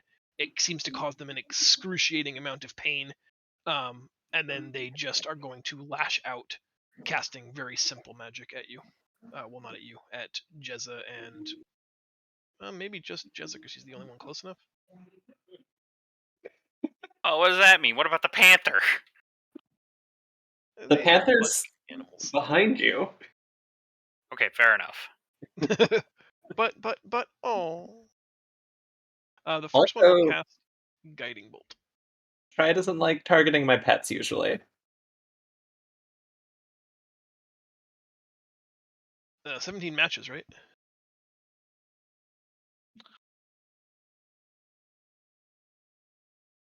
It Yes, just sir, I does believe that's true. Okay, great. damage. It Oh, does yeah, just 17 do hit. damage. That's interesting. Yes, 17 hits. Sorry. I can do it this way. Okay, fine. No damage. No damage? It's not rolling for me, so I'm just gonna take the average of 14 damage. Radiant, if that matters, I don't think it does. And then the other 2 will cast.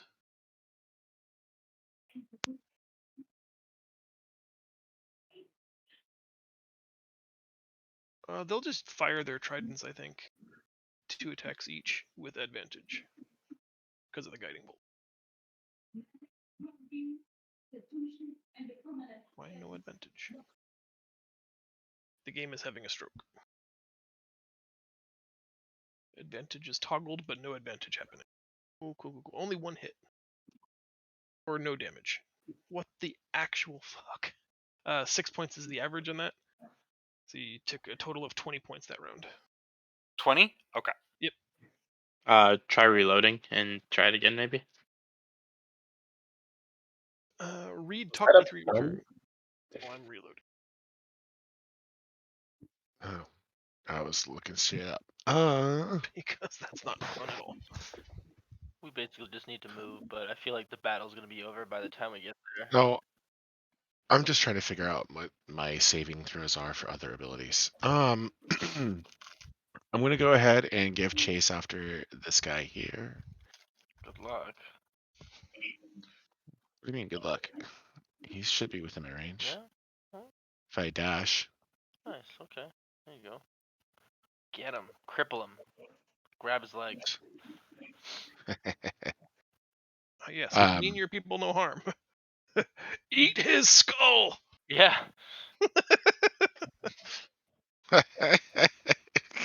Use his skull as a cup.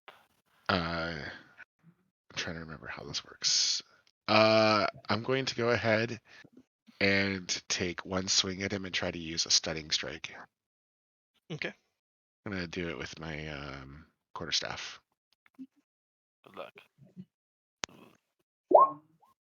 Shit.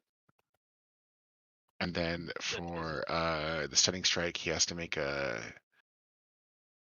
a Constitution saving throw, which that does not pass. I don't know the number yet, but I know that's too low. I believe it must be. Are you gonna roll damage? But he's just stunned until the end of my next turn. Oh, no I thought it damage. was if you hit with an attack, you had. Oh, yeah, damage too. That's correct. Sorry. It's okay. Oh, And he is stunned. That looks like a stun. I'll take it. Any other actions, Reed? No. Alexis. Um.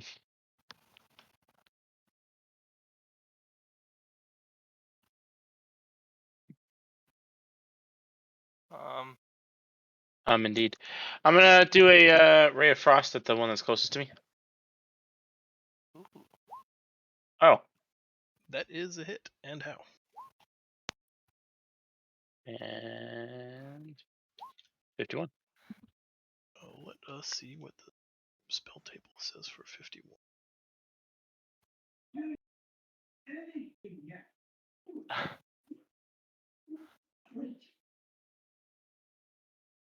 Oh, that's interesting. Your target is blinded until the end of the next turn.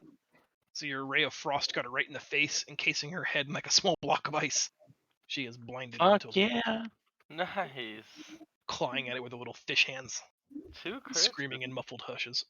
I am not going to move. I will pass my turn. Well, actually, I'm gonna move up one. So if someone Aw. decides to stop the fly for whatever reason, I will land on the ground and not into the chasm. Aw. Kig, it's your turn. Alright.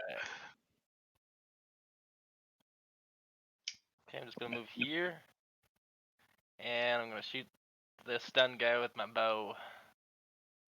The old Kig bow. Oh, and I have advantage. Better turn that on this time. I'll take it. And you're shooting the one with Dax. Yeah, the one at Dax, yes. Okay, yeah, that's a hit. And it's a kill. Poor guy. Stunned, Reed sort of like punches him in the lower lumbar spine. His whole body goes rigid and stiff for a moment, and then like an arrow just comes right back through his neck, dislocating some vertebra, and he collapses forward in the mud, dying. Poor guy. To be honest, I had meant for him to die, but whatevs. No one runs from Kig the sword bow. Exactly. Kick the sword bow. Jezza, it's your turn. Time to clean this up. Okay.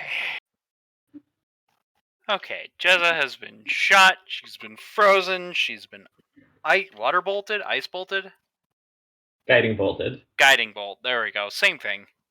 It's not. Okay. Point notwithstanding, the tidal wave is over. They're the correct? same thing. It's fine. Oh yeah, I believe the tidal wave is gone. Okay. We just like the graphic there. It's pretty cool. Yeah. Oh. All right. So I'm gonna move right into the middle of them. And do like the Shrek. Try. man. What is the context for area of effect attacks? Like if I wanted to try and hit all of them at the same time. There isn't really an in-game mechanic for it. There is a feat that will let you make a whirlwind attack. So since the Okay. game mechanic actually exists already, I don't think I can Yeah. really let Nope, you that's do it fair. without that. All right. Well, I'm just gonna hold on. Looking at the turn order, But it I mean, doesn't really. we could have your flurry of blows look like that if you made your. I was just. blue. I was thinking because you had like the run over damage that can Mhm. like trample that applies to other creatures with something dies. Yep. I just wasn't sure if there was a way to do if that was like a one-time thing or a guaranteed thing. So if the damage doesn't overflow, but the iterative attacks can be used on subsequent targets. So if like your first attack kills red, you still have your extra attack for purple, and then you can flurry on orange. Yeah. Okay. There we go. Yeah. Mhm. So we're just gonna do monk things here real quick. Double attack, and I am gonna decide to flurry of blows here. So I will take my key points down by 1. So bop, bop, bop, bop. I think all 4 of those are hits because they have an AC of 12. Yep. The first one kills red. The second one would kill purple. As you do whirlwind. Talk us through what that looks like since you 3-shotted 3 people. All right, so they're all up. I'm sorry, I've been drinking a little bit. This is difficult for me. Pizza was really good. Wow. Hey, that's my line. I'm the one who always shows up drunk. Okay.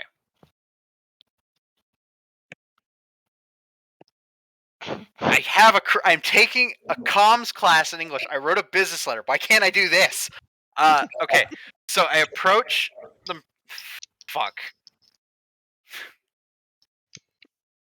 I don't have the mental for this right now. No So worries. I don't That's know. fine. It disappeared Jezza on springs me. into action, vaulting over one of them, like using her staff to catch him under the jaw, spins the red one into the purple one, and then uses that momentum to heel kick the other 2, swirling her staff behind her back, striking a pose. They all 3 of them collapse just as a bolt of lightning silhouettes her heroic pose from behind. She looks to see if anybody's noticed, and it doesn't look like anyone. But that was really, really badass. Show off. Thank you. I'm sorry. I don't. No worries.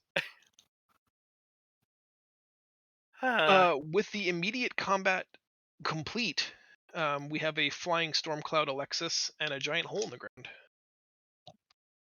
Alexis. Aperture. Alexa, I've- fly down the I've hole. hit- Just saying it now. Yeah. Okay, I fly down the hole as a dark cloud. Should you cast like some sort of light or something? No, I he has dark vision. have dark vision. I have Oh. 120 feet dark vision. So Alexis, do you, you disappear down the hole for a bit. Like, not in a sense that they're related, but after Alexis has disappeared into the darkness of the hole, the entire island begins to violently shake again, and all of the runes around here flash bright, bright blue and stay illuminated. And the rumbling doesn't cease for 10 or 12 seconds. It just keeps going on, increasing in intensity, and then stops again. Can I investigate the runes? Sure. You want an Arcana check? Yes, please. Okay.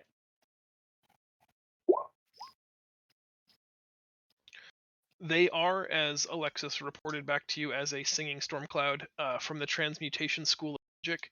They are ancient. It's not a spell you're familiar with, but this is meant to, rather than like some spells produce the effect, this is intended to channel some other kind of secondary effect or energy. Do I know a way to cancel it? You are aware of magics, but you don't possess them. Okay. Do we have counters? Story of my life. What Do we- magic would cancel it? Like a high level dispel magic. That Or a makes sense. counterspell No, counterspell is Counterspell. only on somebody casting spell. Yeah. That would probably be like a level 9 dispel magic too.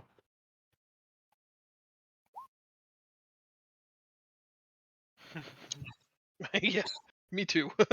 I know of magics. Okay. Yeah, I don't like to say like it is beyond your ken. I just know that we're tapped for spell slots. So if you, even if you know dispel, which I'm not sure that you do, I don't want you waste your highest level spell slot on like a 5% chance. Yeah. I try I to don't use have like spell slots. dissuading language. I appreciate it. I hate the DMs that go, technically anything is possible. Asshole, I would know. Well, what do you... Alexis, down the hole, it goes deep. You're traveling as a dark, stormy cloud for a while. You're now maybe at the 100-foot mark, and you're starting to see soft green lights. They actually seem very familiar to you. They look like bioluminescent fungus. We could jump down here.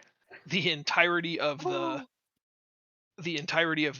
ground, the bottom of this cavern is ringed with it, just mounds and mounds and mounds of it growing everywhere. There's also something skittering around in the darkness down there, just outside the limits of your dark vision. At 120 feet, you can like, how you at a distance you can sometimes see movement, but not really what is moving. You're in that Yeah. sort of like haunted house feeling where you can see that it's moving, you just really can't make out what it is. So you can risk going down deeper to try to positively ID it, or you go back upstairs and report what you know. How dark? How illuminating is, like, if I were to like flick a prestidigitation light down?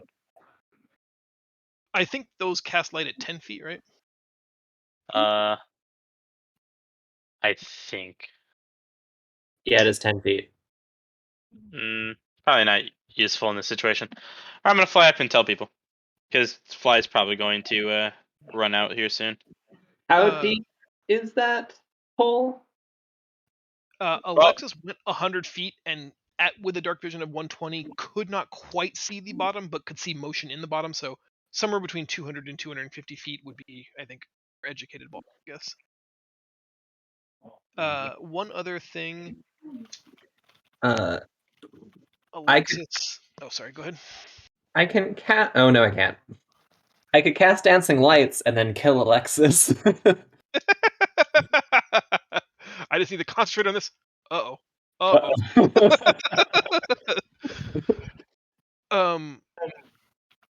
Alexis, I assume you're gonna relay anything that you see down there. We should hop in another channel real quick. Okay. Okay, to which? I'm gonna relay. Okay. On your way back up, something in the bottom of this pit looks like two massive, sunken, yellow eyes.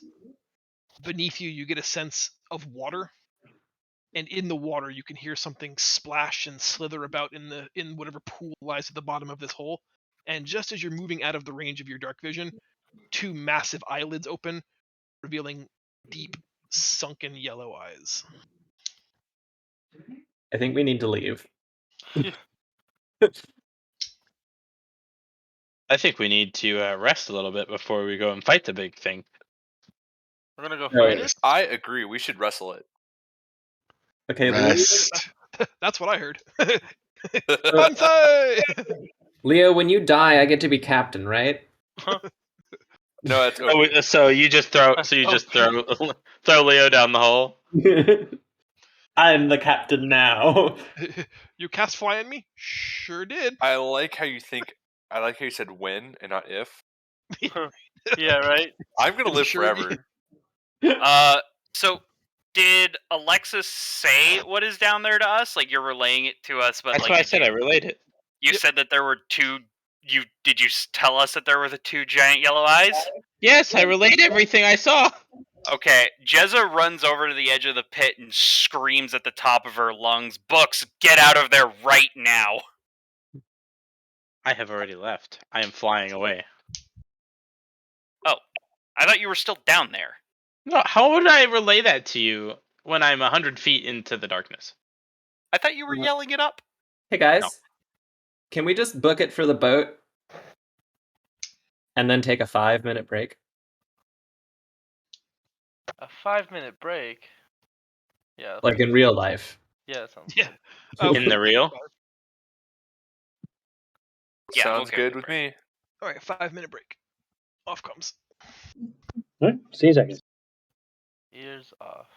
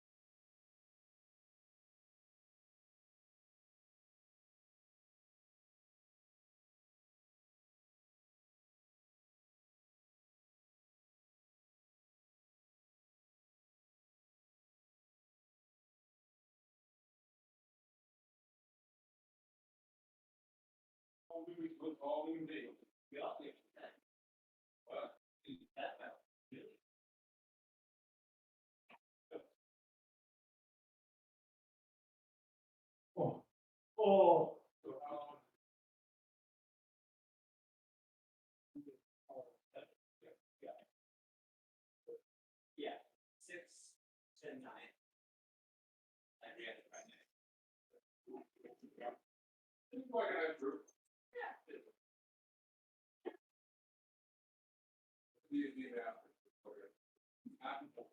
He's also our rate leader.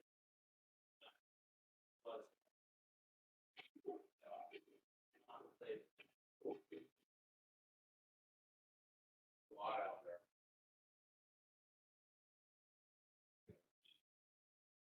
Figure out that. You do what makes you happy.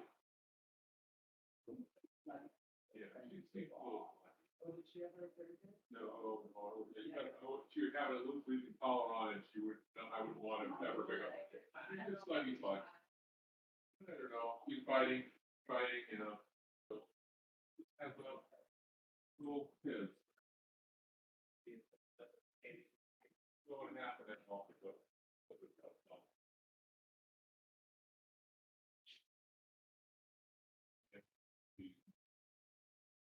Ready for your dinner? Yes, we're ready. You gotta sit on the road. So we're gonna make a salad, so just put shit on it.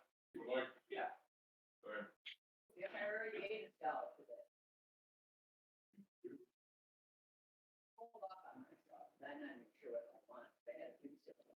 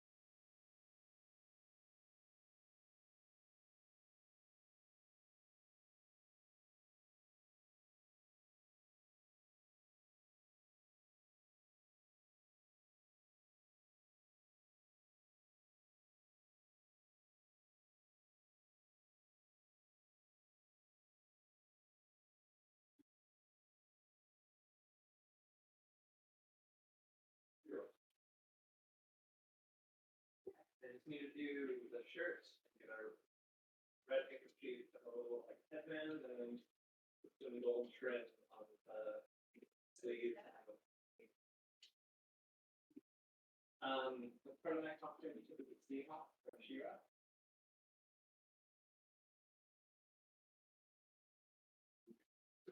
All right, that is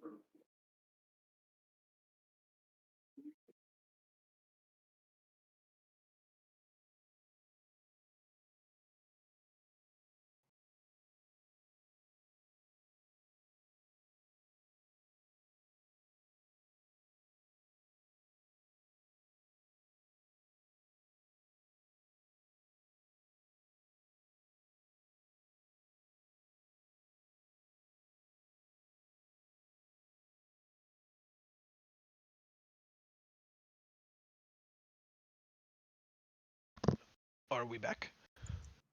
At least one of us is. I am Yeah, definitely. I'm here. 3, 4.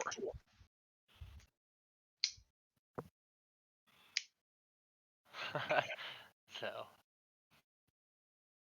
I am back. Really need to figure out a 20 ready check. Da-na-na. I know, right? I haven't played in a while, and I still remember that noise. I'm back. All right, if you're not here, speak up. Well, good. I think it's got everybody then. Feisty. I think that we should run the fuck away. So Alexis emerges from the hole, reports what she has seen. Jezza had an adverse reaction to her description. And as you guys are debating what to do, the runes flash again, and there's a small, barely visible column of energy that looks like small, tiny little pearls of arcane energy that just are slowly rising up out of the hole in the ground. And as they start to rise, the island starts to violently shake again. But this time, after 5, 6, 10, 15, 30 seconds, it doesn't seem to stop. It's only growing in intensity and violence.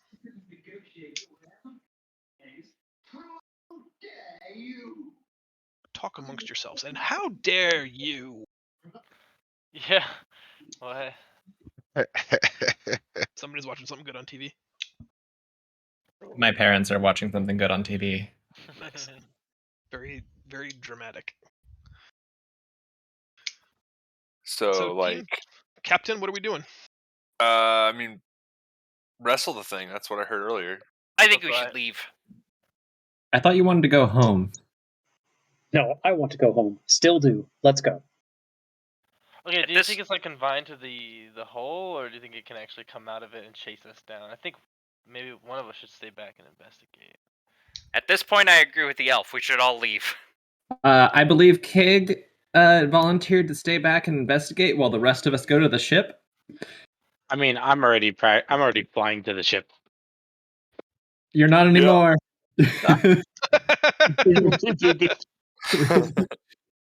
We should probably go back to the ship.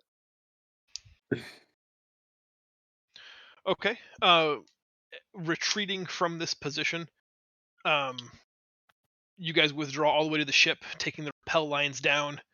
Once you get close enough, you see that the ship has unmoored and is like 500 feet away, because of all of the debris that's been shaken loose from the cliff, was risking damaging the vessel, so they've, drifted away from the island a little bit. Do you want to summon or call for one of the dinghies? Yes.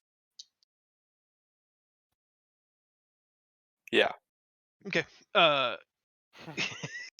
Sorry. Captain Opie will launch the UARC and come and collect you all.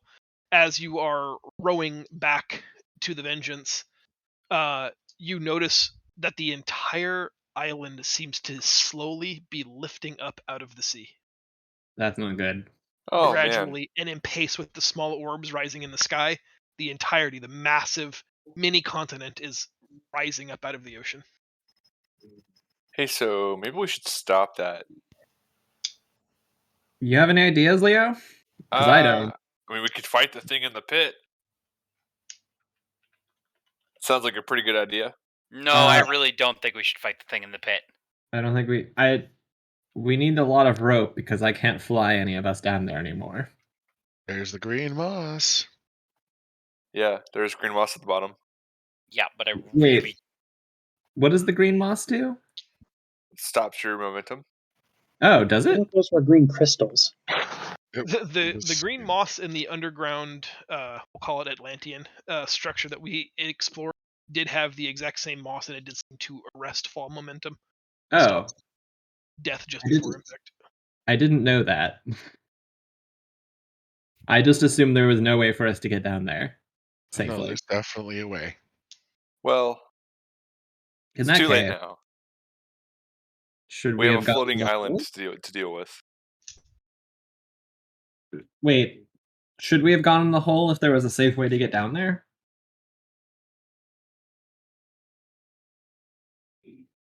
Personally, I Shall think we should have gone down there. rewind? Yes.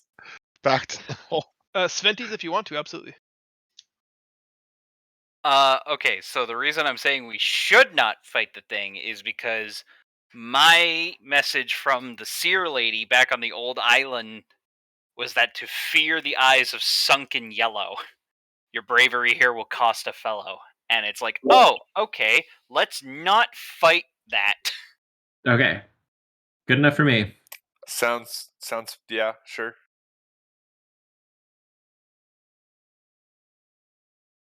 Then we should probably not fight that and run away. Cool. Oh, good. You could be the first to jump off this cliff. We're already on the boats. It's fine. From the boats, from the boat, now that you're all back on, Hmm. as a revenge, you watch as the island continues to very slowly, deliberately, methodically rise up out of the ocean, and everyone gets a sort of a deep sense of dread. Like, what is the end game to this? What do you guys want to do? We should be sailing away because I have a feeling that that is going to come crashing back down again and make another tidal wave.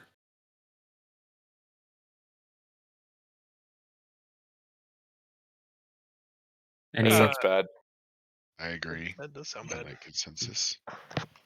I don't That want to does be sound bad as I'm writing it down right now. Um, OP asks, "Won't the tidal wave kill people?" Not our problem. It will. Okay, It's totally so our problem. People not could the be us mage too. here. Yeah, exactly. People could be us. Thank you, Yeah. Reed. Yeah, so not the mage here, but do we think the magical ball can do something about this? Can we use the magical ball? Yeah. We could. I mean, I've been wanting to use it for weeks now, just to cause No, genocide. But I'm asking Try, can we use the magical ball? Has it been recharged yet? No one's tried. Do you want As me to far as I try? know, it's still in Alexis's pocket, and Alexis has taken it out. Alexis, Alexis? please produce your ball. Say it like that. You could say the ball. That would be so much better. But you knew what you were doing. Lav? Yeah. I'm muted. Yeah. Oh, Am I muted? You yes, were Okay. You were though. Damn. I was gonna say, I produced the Amardalon, I produced the ball, and then I use prestidigitation to make like a chorus of trumpets as I pull it out of my pocket. Lav, not the time. As you pull the ancient Sawagan device out of your satchel, it is alight with arcane energy, and there's a band that runs around its equator, rotating ever so slightly, that seems to very much look like the runic circle that you found at the top of the mountain with the hole in it. The big gaping hole rune. Toss to Cal and I say, The things. I toss to Cal and say, I think you have you've had better luck with this thing. I want it back. Okay.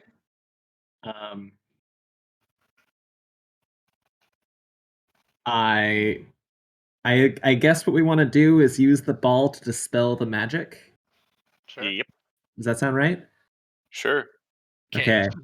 But think about it real hard. Hold up. We need specifics here. Yes. Magic is probably the only thing keeping that thing afloat at that height. Yes.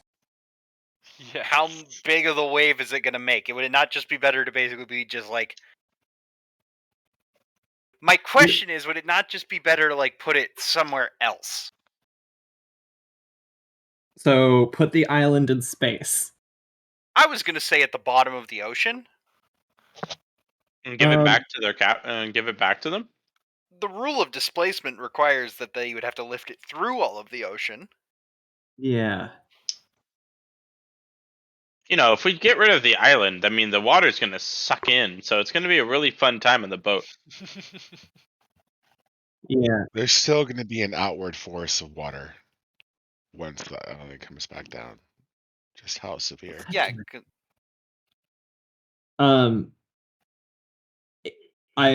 Okay. So is it possible to both dispel the magic and gently put it back to where it was, or will it be one or the other? I mean, if you were to believe the lore surrounding the item, anything. As long as you will it so, and the stars align, you can do whatever the fuck you want. Okay. I like that I one. try hard and believe in myself. Anything's possible. Got it. Believe in the Thanks. heart of the cards, bud. Yeah, I'm gonna believe in the heart of the cards. Okay. So I believe in you, Cal. my intent for the ball is to dispel the magic that is the magical the runic circle, and to slowly move the island back to its original position and not do it violently. Roll Or on we can the Ardalon table. Fuck. I like green. Green's a good thing, I think. I need a moment. Control is good. Chaos control is a great thing. You mean Chaos the control. Chaos Emeralds? You betcha. Sure. Sonic Adventure 2 was a great game. It was. Man, I wonder if my intent actually means anything when we use this goddamn thing. I mean, isn't that the rule of magic? Magic is just imposing your intent upon chaos. Yeah. It's also the rule of GMs. Yep.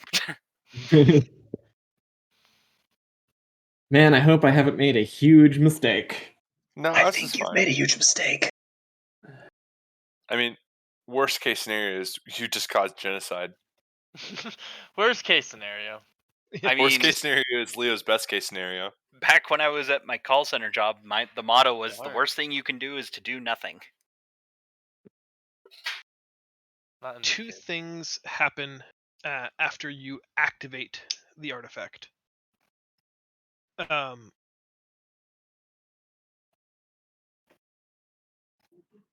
The first is, excuse me, I'm so sorry. While you're focusing on this, the orb seems to almost be asking you a question. Among these people that you call friends, who is the person to whom you have the single greatest attachment? Kitty. Uh-oh. It's asking this to Kel, right? Yep. Yeah, Kitty. Oh. Come on. Suddenly, Marius and Kel are not friends. It's gonna be Opie. Okay. Not gonna be Leo. Wow. I Little hurt. mean, That does hurt, yeah. not Tough. Kitty. Those are Kel is really- literally taken care of and is mostly maternal towards Opie and has been this entire time. So, like, honestly, We've been that traveling for like years. I know, Yeah, but like, I don't have to take care of you usually, except when you I'm do the something funny real little bad. kobold. I don't know. I feel like you're taking care of me pretty a lot. I'm a little hurt Okay, here. fine. Not gonna Okay, lie. fine. Not Opie, it's Leo. Oh, just to appease. Okay. Yeah, now you're just going to appease me. Nice. Opie. In addition to the churning, roiling magics, there is the chaotic side effect of it asking you to choose your soulmate. You have elected to choose Leo out of sympathy. For as long as both of you are alive and on the same plane, Kel, you may transfer any number of hit points to and from that player as a bonus action. Holy shit. That's kind of super good. Effectively, you just got married to Leo. So. You got Effectively, married you to just his got a life 98 bar. HP health pool. Wait, you guys are super tanks now. Yeah, But if literally one just of you send goes Kel into down, there. does it also work in the inverse, or if one of you goes down? Yeah, what if he takes like a full HP hit? Can he just be It's- like, no, I take It's a. not. Yeah, it's not a shared health pool. Just at any point in time, he can take any number of hit points from Leo, add them to his own or their own, or reversely, Kel can take any number of their hit points and give them to Leo. Damn. So he could kill him. He could be like, hey, I want to kill Leo and just take all his HP right then and there.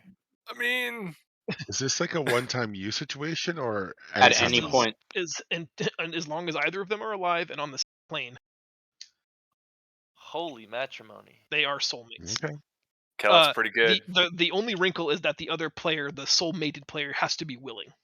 Oh, that is a wrinkle. You can't use it to murder your soulmate. But presumably, you wouldn't. Presumably. Now to the intent of the activation of the Amardalon. It begins to pull itself, to wrest itself out of your hands. It's trying to move forward towards the bow of the ship Can I move with it? easily. Okay, I move with it. Holding it, it drags you all the way to the bow and keeps pulling. In relatively short order, Kel, you find yourself being like pulled off of the ship. That you're having a hard time. It's not a matter of strength. It's not even a matter of letting go at this point. There's some otherworldly force that is compelling you. It's lifting you off the deck ever so slightly, and the force seems to get stronger the more you try to deny it. The more you pull against the orb, or you try to let it go, the stronger this impulse lifting you off the deck seems to become. If I lean into the impulse, will I be dragged along with the orb? You will. Well, we need the orb back, so I'm gonna hold on. Gently and slowly, everyone amazement, Hell flying, walking on air. They take 2 steps off the bow of the ship, holding the orb, and continue to walk in a straight line towards the island that's rising up out of the sea. What do you guys want to do? I'm gonna Rick, grab onto grab Kel's on? legs. Yeah. Reed also jumps and grabs. In short order, Kel has outwalked the chain of bodies. There are 3 of you now. I think I heard voices. I'll do it as well. Leo anchoring. Just a dangling like barrel of monkeys chain of people hanging off of Kel as they impulsively walk on air. Should we move the boat closer too? That's fine. It's fine. The debris of the island. Guys, I think I'll be okay. Don't care. We're going on this adventure. So floating barrel of monkey style hanging off of Kel, moving ever closer to the island.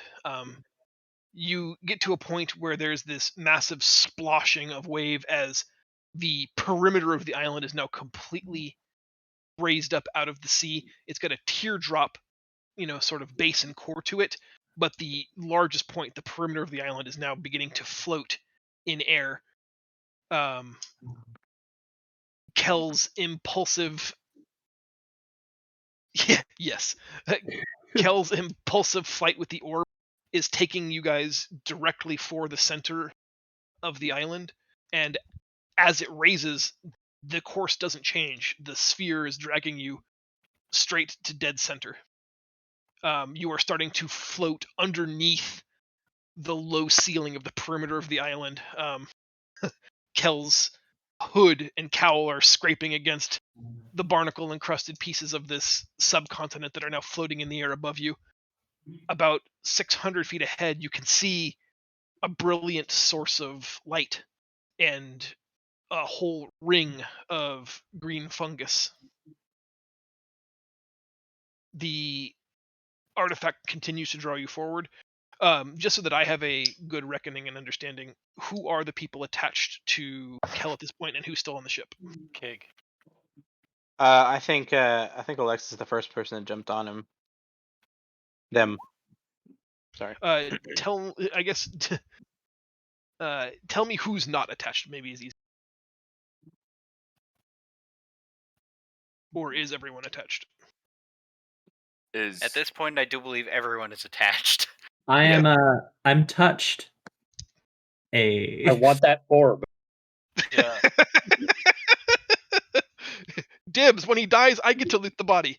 I'm just making sure that Kel's alive. Okay. I feel like we should be on the boat. Y'all didn't have to sacrifice yourself like this. It was just me. We are Groot. Yeah, we are Groot. We are Groot. The impulse of the artifact drives you ever forward. It seemingly is almost lending strength to all people. At one point, Leo, you're like midway down the chain, and you realize that little Kig is actually holding 6 people's worth of this barrel of monkey's chain, and doesn't even seem to be straining. Something about the orb is empowering this, unreasonable feat to be possible. It moves you under the island towards this column of light. And now the island is a good 15, 20 feet in the air. You can basically float under its entirety, dripping seawater down on top of you until you approach the ring of lights where this beam is creating all of these floating orbs that seem to be transmuting, either altering gravity or altering the density of this island such that it is rising it up out of the ocean. And at its core, you can see 3 rocky edifices in the ocean still, with large chul casters protecting some kind of runic work, and the orb is heading to the dead center of that area. Let me switch our maps.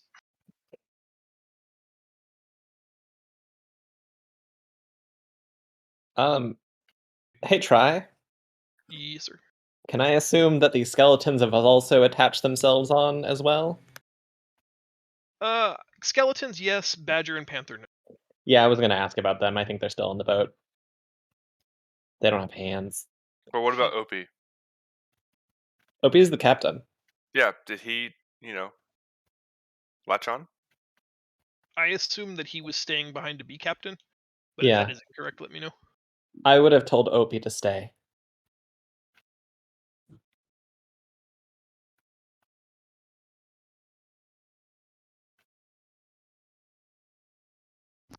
Opie feels so important right now.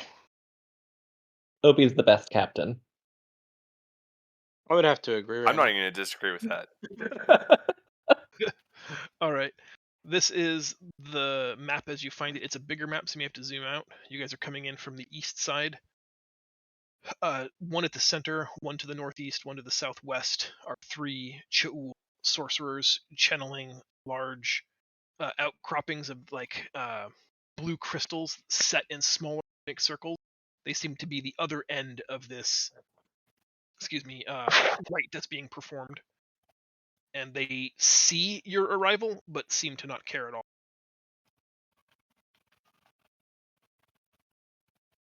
The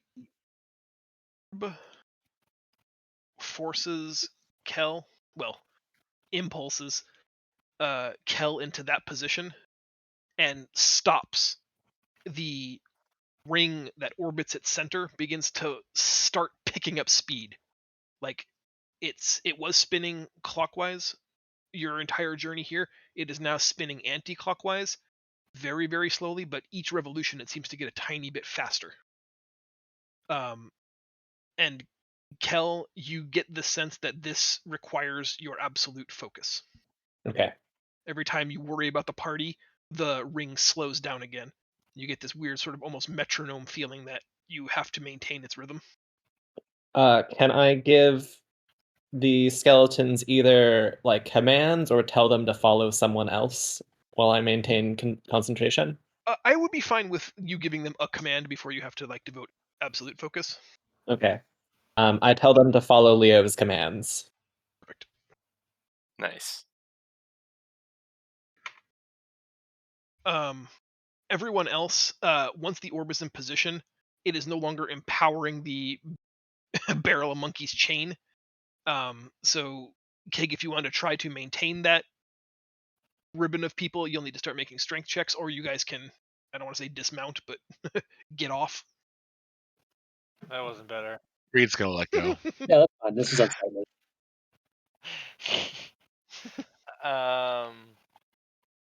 Yeah, I wouldn't be able to make the strength checks unless you guys want to test my luck. Always. Do it. What Roll it, happens baby. if I fail though? Do they just slip off and they just They fall into the die. ether? Yeah. Yeah. You see Cliffhanger? It's like that. If we're dropping into the water area, though. Nah, it's death water. Yeah, death water. I knew it.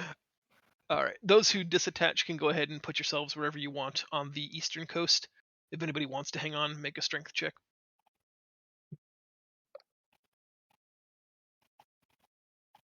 Eastern coast. Yep. Oh, there. And let's have initiatives, please. Kig, come with me down here. Oh, gross. Me and Reed are gonna go around. I assume I Fight should this roll guy. initiative. Yes, please.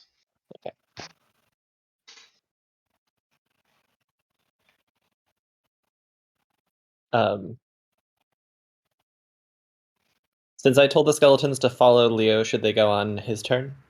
Yeah, Okay, cool. if that works for everybody else, that would preferable Cool. for me. All right. Oh, Kel, merry you'll man. react first. I need you to make an intelligence saving throw. I'm good at those. I'm okay with those. I'm really okay. with those. That's a 4. I rolled a 4 there, and it's still a 13. Excellent. Damn, You maintain focus on the orb, and its banded equatorial ring keeps spinning, each rotation picking up a little bit more speed. The rest of the group, you all notice that once the revolutions on the Amar Dalan begin to spin faster and Kel devotes themselves fully to focusing on it, the three Cha'ul suddenly seem to take notice of him and seem threatened by its presence, the presence of the orb. Leo, it's your turn. Cool. I'm gonna see if I can charge this guy. Let's see. Yep. Cool. I'm gonna run over here and rage up, and then I'm going to reckless swing the manville at this guy. Okay. That hits. Who's going to protect Cal? he will. And then I'll do it again with my extra attack. Okay.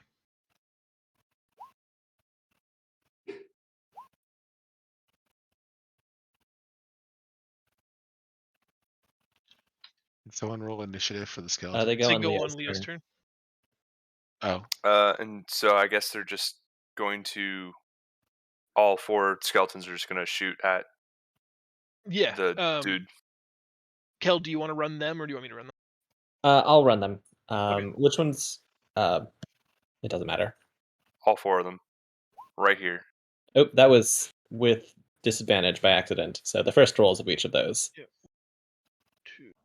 Wow. 3 hits, 1 miss. Nice. Who are we firing at? Red.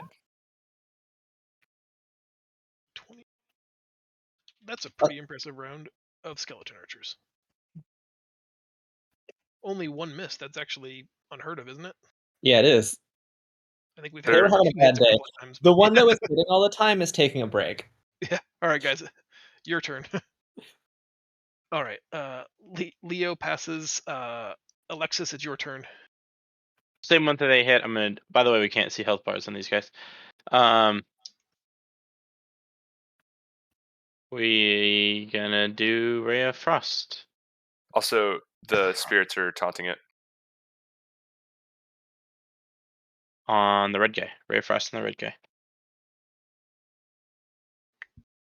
Someone should deal with the That purple hits. one. Yep. I tried to suggest. Wow. Okay.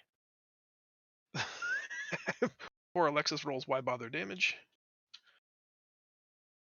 Well, Leader it can't action. move.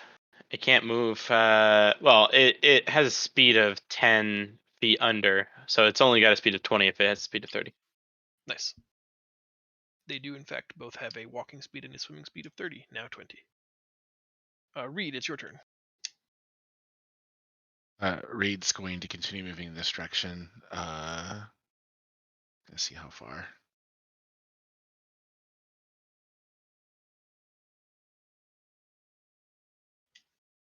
Yeah, Reed's gonna move here, and then I guess I'll ready in action if the troll approaches. I'll ready to attack. Okay. Jezza, your turn.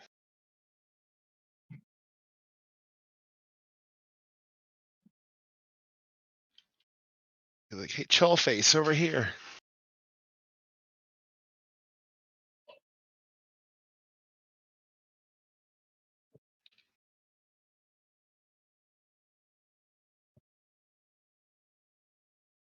Spenties? I'm muted. Fuck. Okay. Lav shot purple, right? There's a tiny bit of his health bar missing. No. No, Wait. red, I believe. I shot red. Okay. Someone should deal with purple. Try to do like acrobatics to get across these little things. Would you accept that for me, like Yeah. moving there? Yeah, I Would like you that. require an acrobatics roll? Do you want to try to get all the way to the island where the purple one is? Yes. Yeah. I'll say the DC is 10, which should be doable by you. But if you fail, you're gonna go for a swim. Yeah. All right. Swim, Acrobatics. swim. Oh, easy. Oh, nice. Ta-ta. Ta-ta. And vault. Ta-da. Pole vault. Okay, so how far was that total? Just checking. Like 30-ish, probably. Ruler, please. Roll 20. Okay, so basically my normal movement to get there is my turn. That's my move. I am going... Does purple know I'm here? I'm assuming he knows I'm here. Yes. I'm thinking like the elevation. I am going to move just a little bit, change that. So I'm going to be behind this rock on this edge.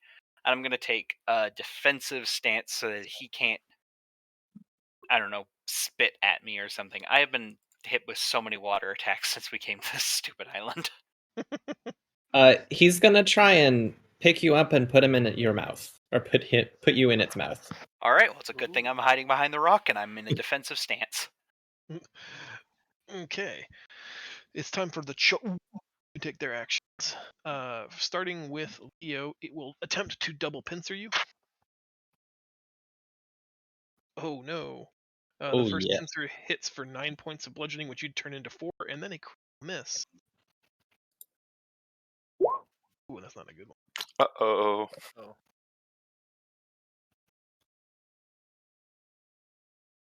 What is it? 90. I mean, don't you mean yay? Oh I yeah. mean, yay for us. Uh-oh for that thing. Come on, guys, think positive here. Oh, no, it's prone. no.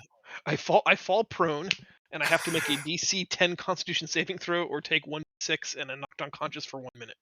Oh shit. Nice. A minute? Nice.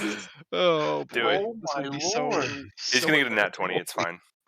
Crap. 15. Okay, He's Wow. distracted by Alexis. but he is prone, Okay. and slips on the wet floor, hits his head, and is a little dazed. Like, oh, that could have been real bad. Ooh. Poor guy. The purple one will move to Jezza, and with disadvantage, attempt to make 2 pincer attacks through the little fungus spores.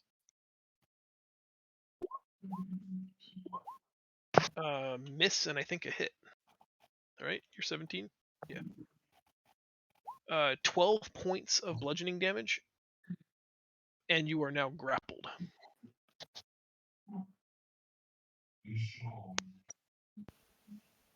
Jabba Nobada. The I'm other grappled one, too, right? you are not, because it fell prone.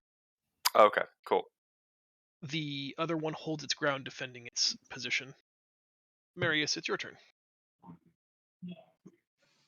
Well, I mean, for how bad everything is, nobody's really damaged, and also the people that are really far away.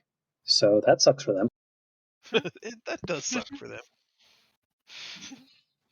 I mean, no, I say that kind of jokingly, but also I don't have a lot of spells either. And what am I gonna do? Swim out to touch you? Nah. Marius is going to try and help against purple and cast a guiding bolt.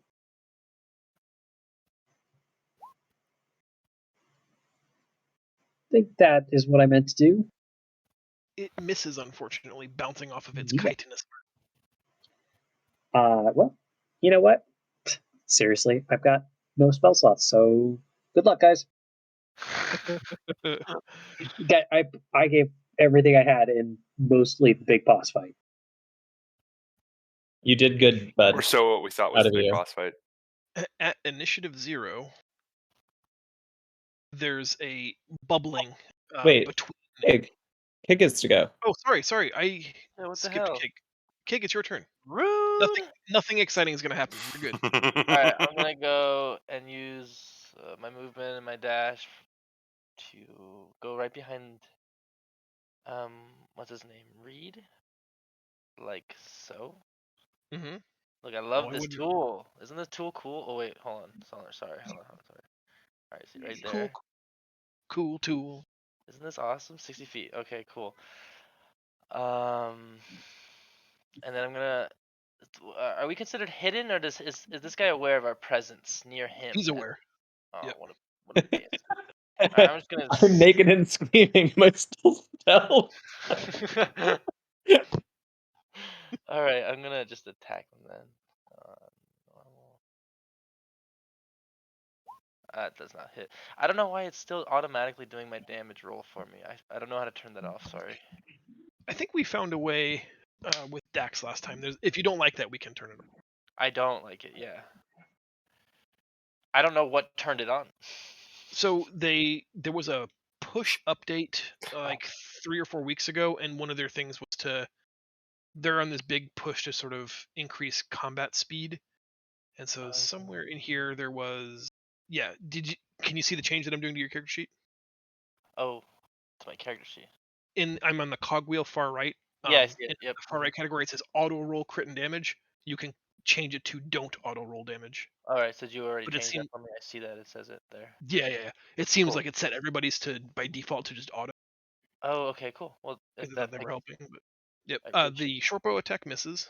Yeah, definitely misses. Okay, cool. And now at initiative 0, something new and surprising happened. The seawater begins to churn violently, bubbles rising to the surface, and a huge like displacement wave happens as a massive tentacled creature with sunken yellow eyes and writhing tentacles emerges from the depths.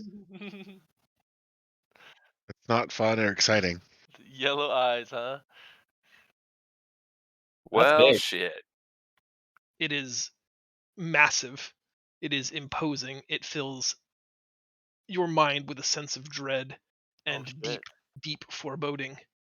And speaking to each of you in a haunting, echoey voice that is projected directly into your mind, Oh goodness. it says, "You have come here only to die at the hands of Silas, daughter of Undine." Oh. I don't Daughter, have huh? to hear that if I don't want to, and I don't want to. And volume off. because of my helmet that says And no, mute. hang up. Oh no. Oh, that's not good. I'm sorry, I'm Oh, no, busy. that's right. It will also make a tentacle attack against Marius. Rude. I take back my ladies' man reference. What? Uh-oh. Oh, That is oh amazing. no. Amazing, huh? Uh-oh. Well, that's two characters. Nope. It's not. That's Dun, two dun, dun, characters. dun. Nope. Not That's gonna let it so happen. rude. No. I'm sorry, Marius, I should have put you as my soulmate. I feel like I was a good second or third candidate. Yeah, I think so. So it's going to be double this value. I can't get it to auto crit. Why is it showing Sweet. 0? I don't understand. I'm fine with that. Sweet. So I see your calculation as 3d10 d12. I see what it was supposed to be 6. Here it is. Oh, shit. Oh 25 on the dice, doubled is 50. Well, good luck, guys. Are you dead? I'm at -1. Oh. Oh, Wow. goody. Wow. What the heck? And that is a hell of a crit too. That is a really Jesus Christ. And then Alexis, I need you to make a wisdom saving throw as Silas whispers into your mind, "Don't you think you're fighting on the wrong side?" Uh-oh. Hold on. I think it's only fair that you also roll on the crit table. Oh, that's Oh no. that is very fair. Thank you. I appreciate that. Oh yes. Oh gosh, why does that happen? No. 95 says, oh no. Roll an additional set of damage dice above and beyond your normal critical roll, and you suffer a permanent injury. Oh my god. He's dead. Isn't that permanent? Well, he like loses an arm or something. We can still bring him back. So he's not technically dead. So, well, here's the thing. Let me roll it first before. Maim Yeah. him. Wouldn't that do massive damage? Exactly. That's my concern. Yeah. So, what was it? 50 plus 10 is 60 damage, which is one hit that deals more than your maximum amount of hit points instantly kills your character. It's called death from massive damage. Huh. Scylla, the horrible creature from the depths, the dark daughter of Undine, with a single tentacle wrap, grabs Marius around his midsection and squeezes him so hard he has but a moment to utter one final word before you hear the bones crush beneath him, and those words are Queen. We should have gone home.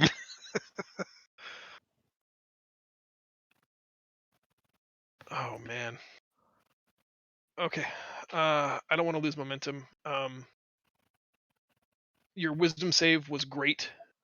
You are not enslaved by Silas. Kel, at the start of round 2, I need you to make another intelligence saving throw to maintain focus. It's difficult given what just happened, but you are in the zone. You keep focus on the Amardalon, and the orbiting rune around its equator keeps going ever faster each motion. It speeds up again. Leo, it's your turn. Okay. Oh shit. So he's dead. He's gone. He's out. Yeah, instantly No, dead. no saving him. There's not even like it counts as like 3 death saving throw failures. It's Ugh. if you can ever deal more than a character's maximum hit points in a single strike, it's death by massive damage. Damn. That's so sad. It's really hard to do above like level 3. It takes a creature with a ton of hit points hitting somebody with relatively low yeah. You mean this situation? I mean basically exactly the situation. Yeah, a huge tanky punching a caster who wasn't even at maximum. God damn. And who really All wasn't right. expecting anything to be there because we were fighting freaking mages. Yeah, same. Like, God. That's God so damn. sad. Is there any reaction that we can take that could have buffered or helped? I've got a reaction. I'm going to work on my campaign for a few minutes. Wait. I'm so dumb. I want to cast the thing. I wanted to cast my what is it? Spirit Shield. It can reduce 2d6 worth of damage. You can. You're going to have to roll a freaking 11. It's worth it. It's worth it. Yeah, It's worth it. I want to try it. go Okay. for it. Let's see. Come on, 12. 2d6. Fuck. Oh my god. Oh no! Fuck. Was it a 10? No! Oh. Leo, at this point, you killed him. Ugh. I don't even feel bad anymore. You took the guilt off my shoulders. Whew, man, you just need to roll one better. Ugh. God. That is heartbreaking. Wait, how much health does Marius have maximum? It was 48? I don't know. I don't see his character moved it off. Or 49? Isn't his maximum health 51? He Yeah, said he's at no. negative Can't 1 make it. from the hit. Zell, what is your maximum health normally? My maximum health is 52. Okay, so that no longer does your health as damage. Oh, yeah. So you are not actually dead. You're just unconscious. You Because are it was at not. Okay, yeah. Alright, so how much Zell- HP are you at? Zell Negative. is not. Well, there's no negative HP. He's just at 0, Okay. and not Thank dead for God. massive damage. Thank Alright, cool. God. Then this is what I'm doing on my turn. I'm gonna run over there and I'm gonna put my hands on him. I'm gonna lay some hands on him. I'm probably gonna get an attack of opportunity from the thing. That's fine. Mm-hmm. But I'm doing lay of hands. He's knocked prone though, so does that really give you an attack of I opportunity? don't know. A prone opponent can still attack of opportunity. Yeah. Oh, I thought you were talking about Maris. Based on the positioning now, I'm imagining Maris is like 10 feet in the air in Squid Tentacle. He is in Squid Tentacle. That's true. Let me make. I'm my just true glad he's not dead, because that Oh, would he's have in been the air. awful. Damn. Ugh. He's too far away. 22 hits for 11 points. Who are you hitting? And I'm hitting Me. Leo. Okay. So Leo, you take 5 and are technically grappled now, so you don't get to move. Oh my All right. gosh. Damn it. If you want to Oh start my that movement, God. you'll have to out grapple it with a strength of 14. Oh, that's easy Sure. for you. I'm gonna grapple it. Okay. Just do a strength check on it and just. Oh, You just have to beat a 14. Nice. It shouldn't have been advantage. Should have been normal, so it was a 6. Then you don't break free. Yeah. Mm. Then I guess I'll What do just like keep attacking it. Can I attack it while I'm grappling? Who heals the healer? Yeah. I mean, I'm You trying can- to, but You can, but trying to break free of the grapple is an action, so you're out of Okay. actions. cool. what do the skeletons do? The skeletons can do whatever they want now. Skeletons are gonna probably attack. I don't know anymore. I want Red Dead. Red Okay. needs to die. Shaking up. Redemption. Red Dead Redemption. Yeah. Oh. Let's do some redeeming here. Think Perfect. those all hit? That's some good redeeming right there. That is all 4. That's pretty good. That's a lot of damage. 34 Level points. 30. This is embarrassing. I was looking at the wrong roll 20 because I was looking at my campaign. I was like, who's rolling? What? I haven't even shared this link. Yeah, you left him at 7 HP. The Chuul is grievously wounded and bleeding out, but still having you in its large pincer claw. Alexis, it's your turn. All right. So, great and glorious DM. Once upon a time, we were on a beach on exile, and we had a very weird little chest, and there's a bunch of potions in it. And I may or may not have acquired 2 pinkish potions. And I'm sure I've been around Marius and asked him what they were. What are those pinkish potions? They're pinkish. Give me a moment to look at them. Because in my inventory, they're just written down as pinkish potion. Yeah, well, I suspect I know what they are. I just don't want to. Because based off of what they are, will change what I do.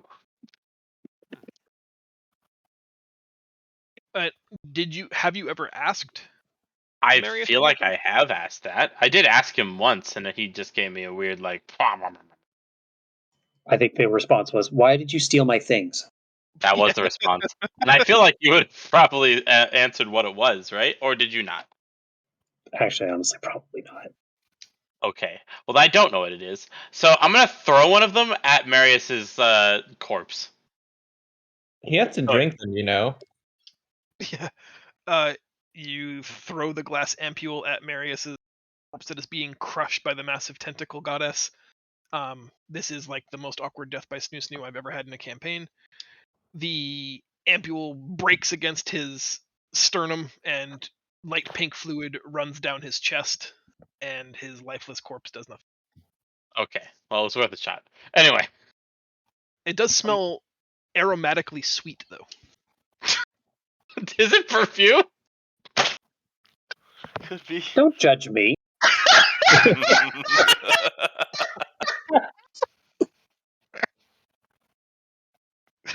It smell aromatically sweet though.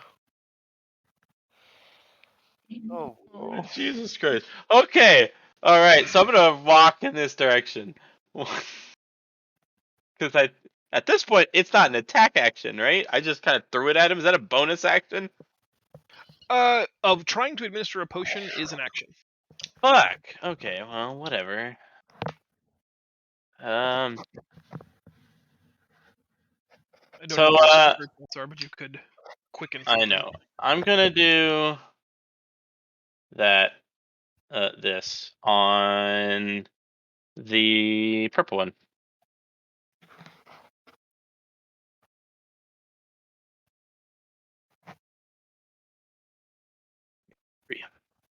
Oh Jesus, that is a stat block. We at some point had a picture for this, but it is basically just a whatchamacallit direwolf, right? Yeah. Yep. It's a shadowy direwolf. Do that for now. That came out of the shadow of the thing, which is like, hello, how's it going? Oh, Hellhound. Hellhound is what you used before. Oh, is that what I did? look at him. Yes. That was the issue last time. Consistently tender. Oh, Okay. it's much smaller. Oh, I mean, it is the size medium, so I mean, Oh, it is. Okay, then it is. oh. I know. Sorry to get you all excited. Less imposing. I know. So I guess I'm just gonna have it attack it. I guess.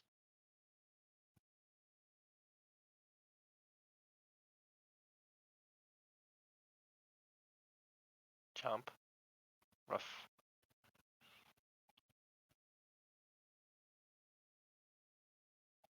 I don't have access. I don't have access to it, so I can't do anything. I think it was supposed to be a direwolf. Yeah, it is direwolf. But it is small, medium, and only has hit points equal to half your sorcerer level. Yeah. So you should be able to control that though, because I think that's in your journal for It attacks. is not. Well, I can't click it, but it is here. Yes. I can't move it around, but I can make it do bite. I think I clicked it. No attribute was found for direwolf wolf type. Okay. Okay. I don't want to get mired down in this, so I'll bite. Okay. I sorry. Oh no! Well. Damn. Pets don't care. It is Reed's turn.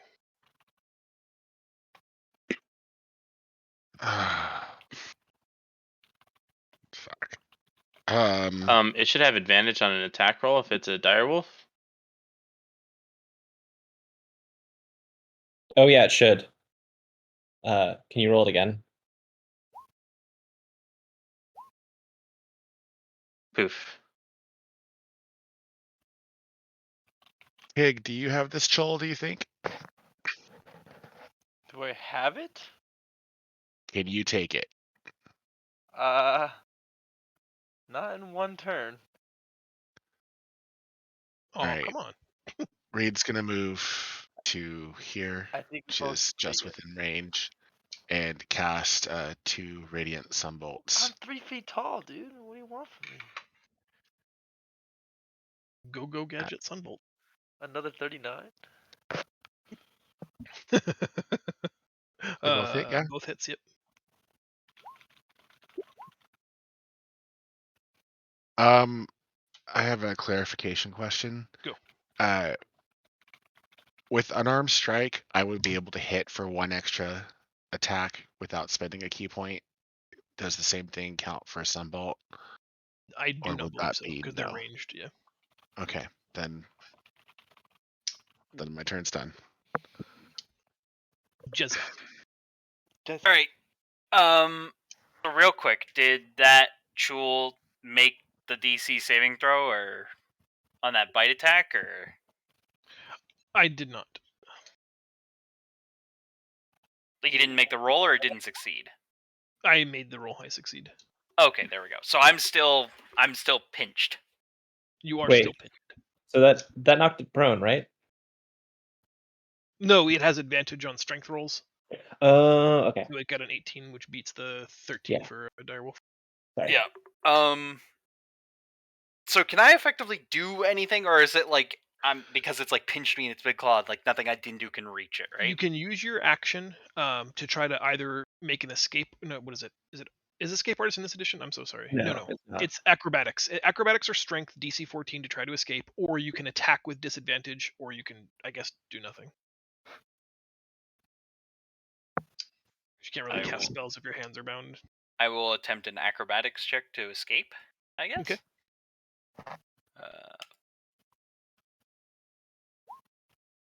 Nice. You definitely wriggle painlessly out of its pinchers. You have a movement left over, and a bonus action. Okay.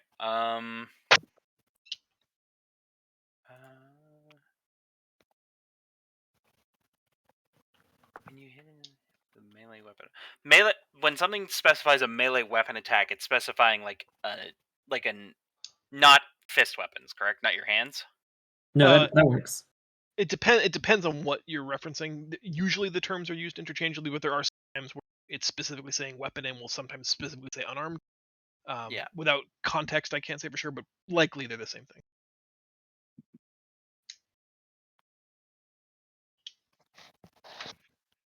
Okay. I am going to wriggle out of it and get over here. And then I'm going to attempt to I'm going to use my bonus. Wait, no, I have to make an attack to do Flurry of Blows, don't I? Yeah, Yes. I have to take an You attack. do. Ah. Yep. I can't do anything. All right. Do you want to use your bonus to like disengage? Yeah, I'm going to take disengage as a bonus action and move over to this crystal. Okay. This little crystal thing that it was doing stuff on. And I guess that's it. I got nothing. I can't take a defensive stance. I can't really do anything, right? Correct. Yeah, you're basically tapped. Yep. Not a good situation. Joel will double attack pincers on Leo. Did you disadvantage or did you reckless attack last turn? No, because I strength checked and failed. Oh, I get it anyway because you're grappled.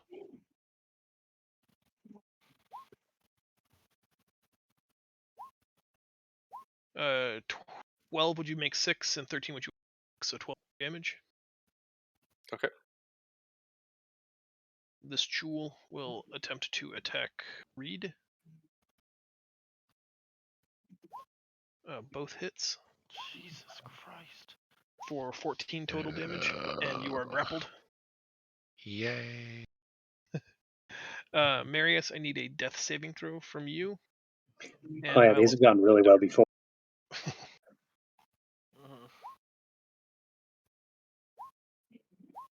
The dire wolf takes 19 and is grappled. I think it's dead. It's dead, yeah. Okay. That's not great. Nope. Oh boy. Kig, it's your turn. End round 2 for us. I'm headed over to help Reed. Attack with my sword.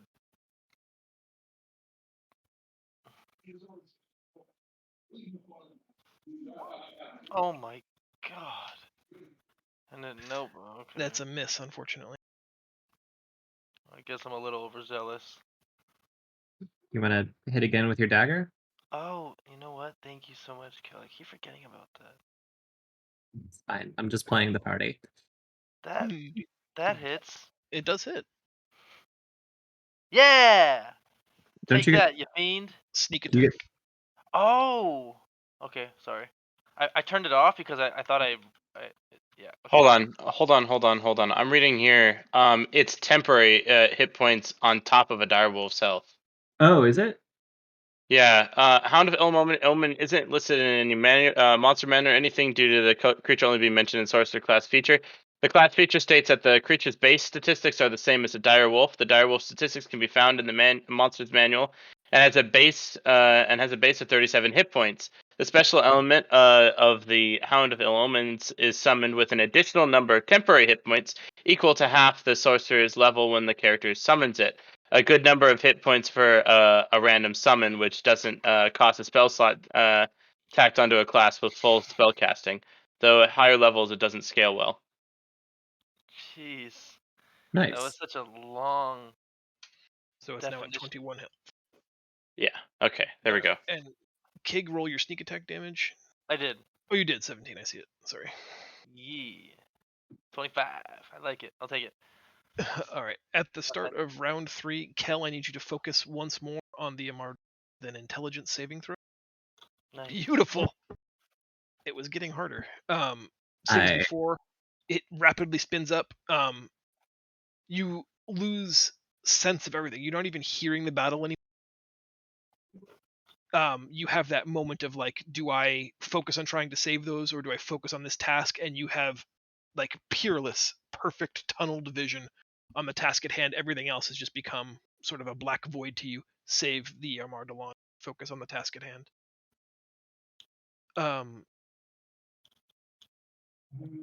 Leo, at the beginning of your turn, you're being pinched to death by a critter. You're in a bad spot. Your team's getting their ass kicked. The storm seems to be getting much worse outside, and there's a whisper in your ear. Would you join me in private for just a second? Yeah, sure. Be sure to drink your Ovaltine.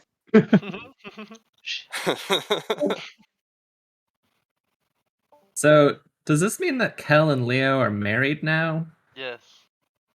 But It it's doesn't necessarily mean they're married, but they can't marry anybody else because they're soulmates. I feel like us being soulmates. Ergo means they're married. I mean, what else would you And call it? I'm gonna have to share some more secrets with Leo then. I really like the taste of gold. You like the taste of gold? That's the secret you're gonna share with Leo. Oh, That we Leo knows that already. Leo already knows that one. Oh.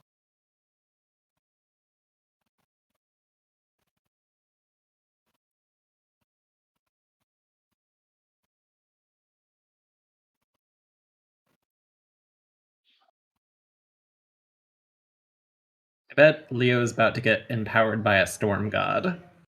Another one? Well, the The same same one. one. Oh. There are a Okay. lot of storm gods.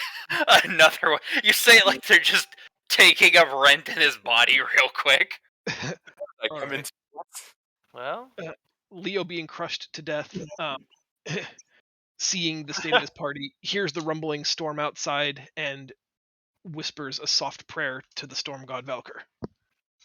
well, he was gonna say like, Valkyr, I'm in need of your assistance. If you could revive my party member, my home slice. Marius, and have him bless him with some magic to help us get out of this situation. That'd be very helpful. Thank you. And I I'm do a need little you. flex. What a prayer. I need you to make a wisdom check, or a wisdom roll, a wisdom attribute roll. Okay. Actually, make it with advantage. Okay. Please make it with advantage.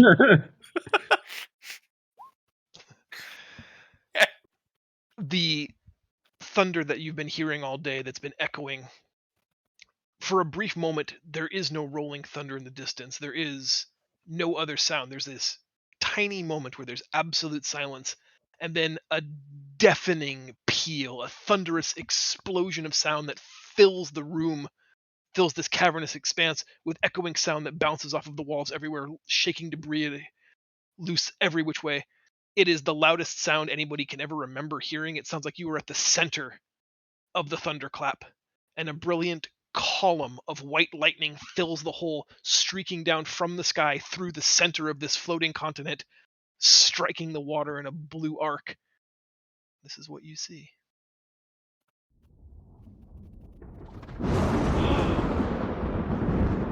What? Amazing. In a flash of brilliant white light, a figure has emerged in the center island as the din of thunder fades and the white lightning vanishes. Left standing before you, crackling with a static-like electricity, is a blue-skinned kobold bearing a crackling lightning shield.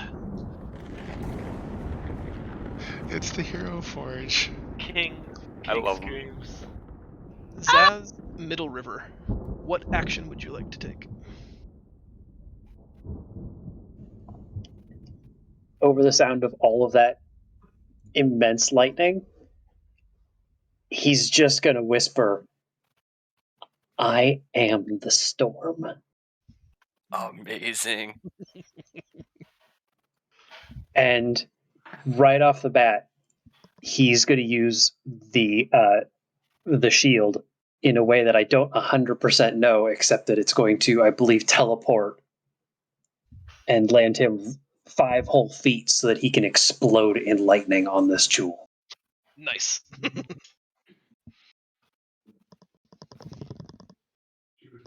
Ooh, nice sound effects.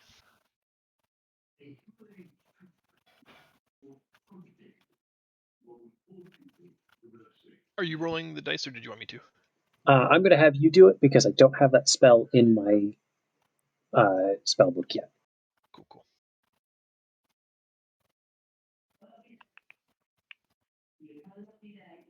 Why you not work? Well, fine then. I'll just dry it for the goddamn spellbook. Yeah. Sorry, this is being a pain in my ass. My macro's not working, so.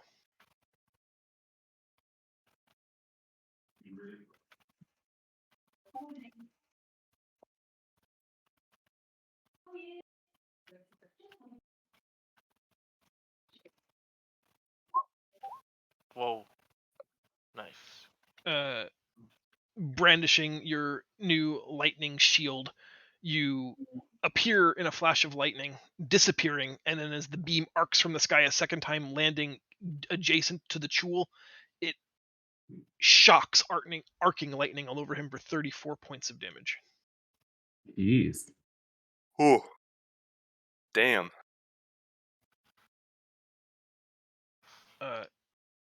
Kig, energized by the storm god, you may take a second action. You mean Zaz? What would you like to do? I would like to attack the. Is it Chol in front of me? Yeah, please. That's awesome. Yeah. Oh my god! No, what? What? Fuck 'em Holy up. shit! Oh my god! Still though, wow. Holy shit. That's a lot of damage. That's actually lethal damage. That Chul is dead. Oh my god. 86 points of damage. What the heck? Leo, having your prayers been answered in some form or fashion, you also are empowered by the might of Valkyr. You may take an action. I'm gonna break out of this grapple with some Okay. rage. Make a strength check with advantage. 18 does it. You literally shatter the top of his mandible, ripping it out of its stem. He has no way to grab you anymore. Awesome. Where did the Chol go that was in front of me? It's It been died. obliterated. It got kigged. Kicked, yeah. Oh, Leo, what do you okay. want the skeletons to do? I guess shoot the red guy. Kill him. Okay. If they have an action. I thought I was still there. Shit. 2 hits. Oh, it's dead. 100%. Yeah, pretty close.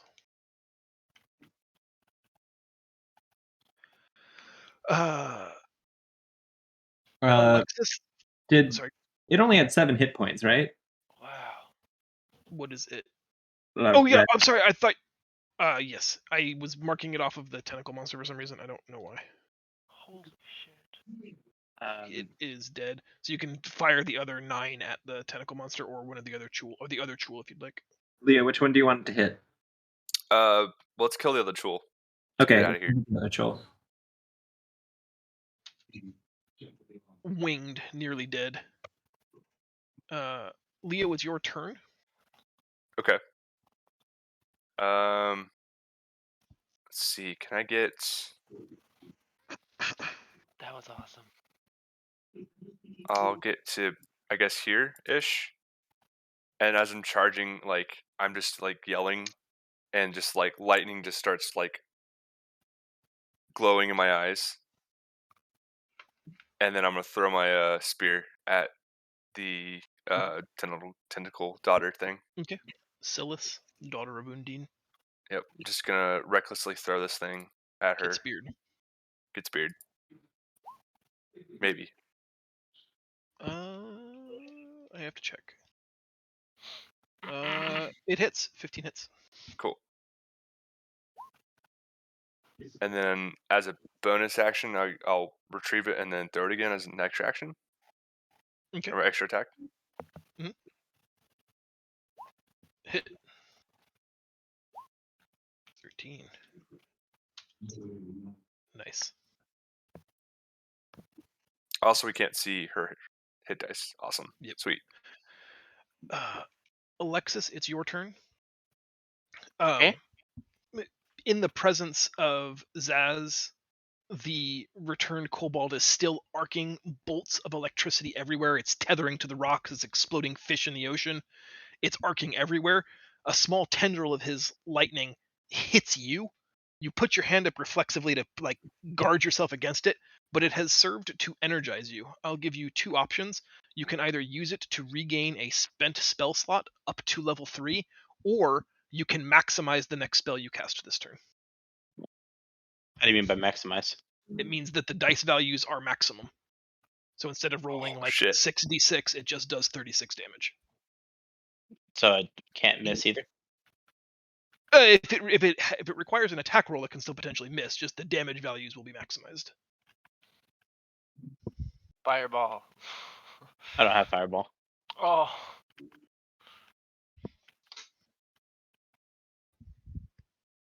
If I were to use this, would it apply to both of them? No, just the next spell that you cast. Well, I'm gonna get another spell slot immediately. You utilize it. I'm gonna cast another lightning bolt. Nice. At the daughter. Okay. Well, that's a pretty big chunk of damage, ain't it? It is a pretty good chunk of damage. I can't roll my dexterity saving throw for some reason. I'm so sorry that I don't know what is going on with Roll20 tonight, so I'm going to do it this way. Shit. It's not a big chunk of damage. So the good news is that these sea witches were vulnerable to the lightning. So your nice. 33 is 16 more, 49 halved is still 24. Okay, there you go. That's unfortunate, though. She is surprisingly dexterous for a giant sea creature. Reed, it is your turn. Seeing Zaz alive again is both miraculous and heartwarming. His presence here swells you with great hope and supernatural alacrity. For the next turn, you can move at 3 times your normal speed. Perfect. In that case, Reed's gonna go all the way up over here. And is immediately gonna turn on the spot and cast Radiant Sunbolts at Scylla. Nice. Oh, I can re-roll the last one. nice. 21 hits, 13 So, misses. misses. But still, that was nice to re-roll it. Was. Jezza, you were the first person to see Zaz appear in a bolt of lightning, and you have been a little bit gobsmacked this whole last 5 or 6 seconds. Empowered by the storm god's arrival, here you can feel his power still emanating throughout the chamber. Zaz acting as his almost avatar in this circumstance. He's empowered you to either be very fast or very strong, almost appealing to the duality of your monk training. Would you rather be very fast or very strong? Do I get to know what the choices do? Or Very fast will be the benefit of not being able to have your movement speed reduced and moving 3 times the speed like Reed just did, and very strong will be maximum damage dice on weapon attack rolls to the end of this turn. maximum rolls, so like 20 Not crits, but like No, damage dice. damage dice. So like a D10 plus 4 is just 14.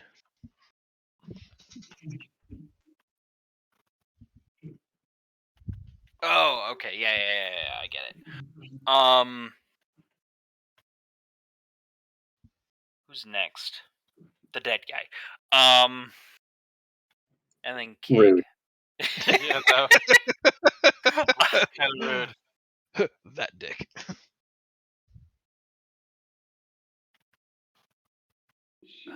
It's when does the Hellhound go? Is it on Alexis's turn or? Yeah. It's supposed to run the length of the thingamajig. I'm not seeing it on the chart. Yeah, I can't control it, so he's Okay, got to roll damage on the target it's connected to. I'm just thinking about, can I risk not doing anything to the Chul? By the way, try. You need to have the Hellhound attack the dude. Oh, okay. I missed. Doesn't matter. Keep going.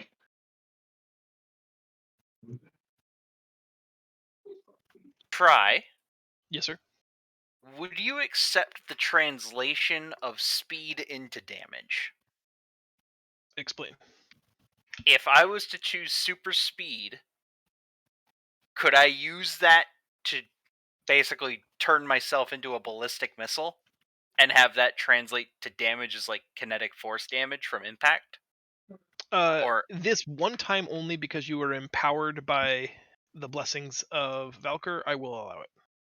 all right, I'm gonna choose super speed, and I Drop kick him.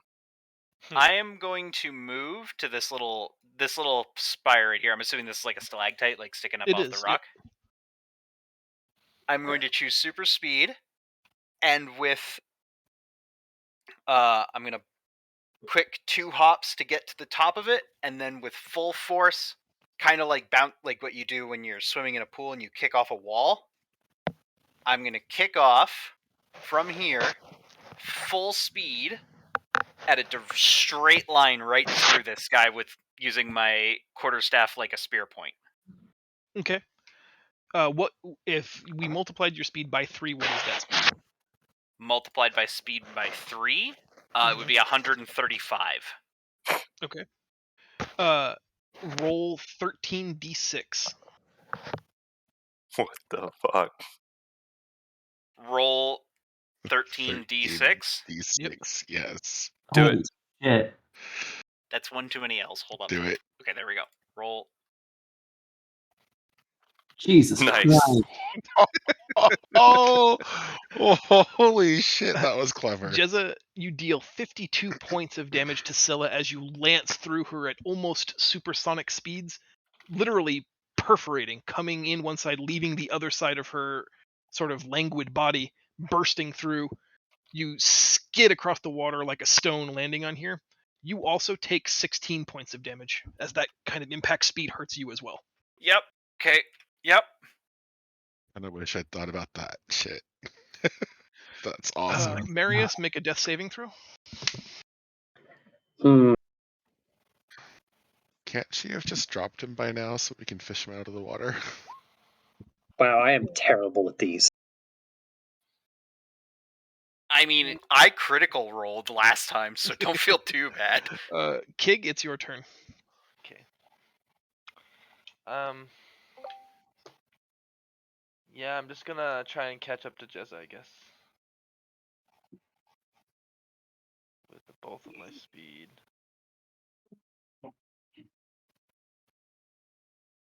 Right there, 60. Somewhere around there. I don't think that's right. That was probably closer to 35 or 40, wasn't it? That's counting 5 per square, right? 50. Oh, okay. So we'll take it right here. Yeah.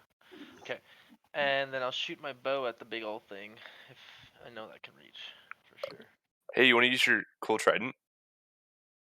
Oh. I mean, I will. Yeah. Why not? Let's. Nice. Not to tell you how to play Kig- your character or anything. No. I totally forgot about that. Honestly, I'm sorry. Kig just yells Shazam and shoots the trident. Got a big weak point now. There's a big hole in her. Does Marius acting dead count as like a pack It tactic? does not. It's not a pack tactics situation, unfortunately. There's nobody in melee that's friendly and alive. Okay. Oh, it does say alive, huh?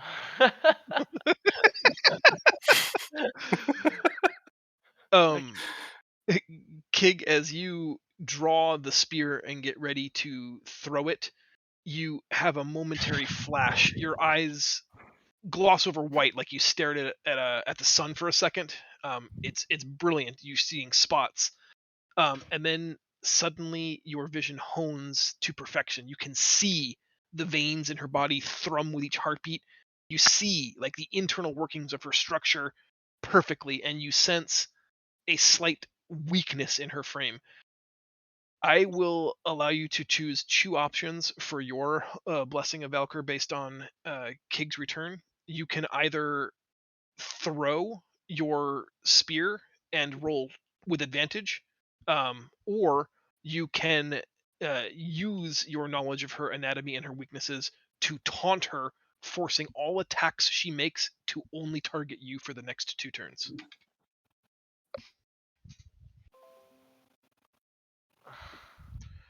That's a tough choice, man.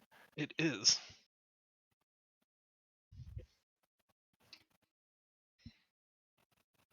Do I play the selfish role or the selfless role?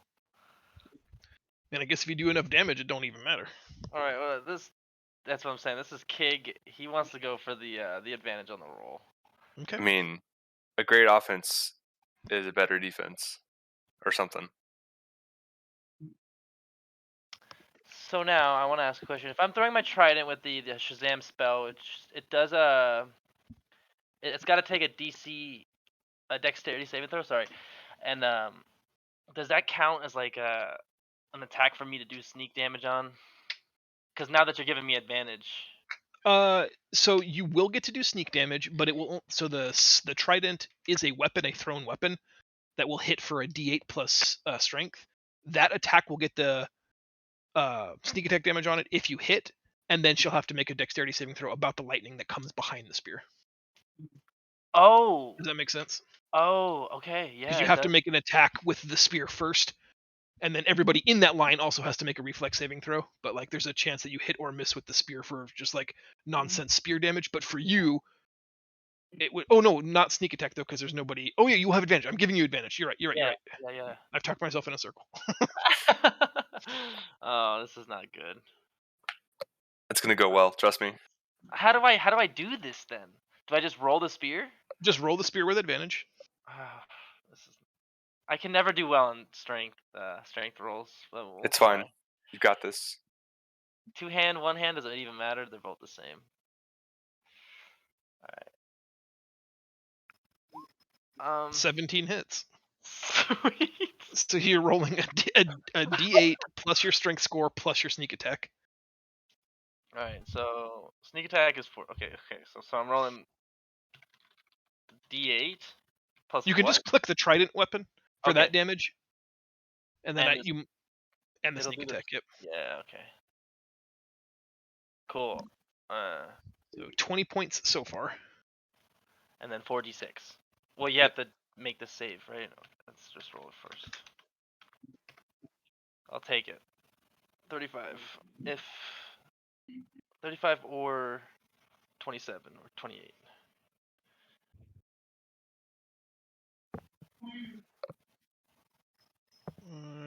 I'm locked up. I don't see your roll. Oh, You rolled 15 rolled damage. 15, yeah. So that's 35 total. It says the target must make a DC of 13 for in dexterity. I will make that now. Otherwise, it's only half damage. Oh, you bastard. 13 exactly. Okay, so 28. We'll round up. I'll take that. We'll take those. All right. Reed, I did read your whisper. Yes, that is a thing you can absolutely do. Okay, thank you. Kel, it is your turn. I need one final int saving throw from you. Do I get empowered by Zaz as well? No, because you're choosing to focus on the task at hand. Yeah, Well, don't be I did greedy. even better. Wow, that is really impressive. I think I each have a one has plus- been progressively higher, right? Yes. That's awesome. It's like you're mirroring the Amardalon's cadence. That's awesome. As it gets faster, your rolls get higher. I couldn't write that better. Zaz, it's your turn.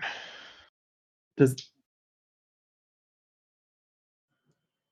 Sorry, I paused because I heard a question. Zaz is going to keep going. He is made of lightning right now. He's going to go right into casting Call Lightning, which he has done.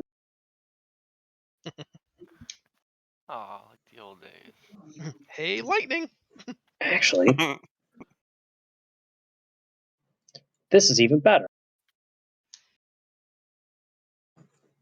He's going to cast Shadow.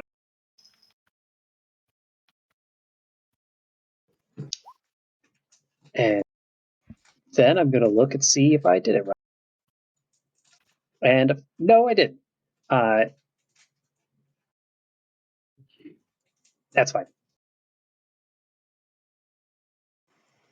So he's going to cast Shatter, and he's casting it on the big thing.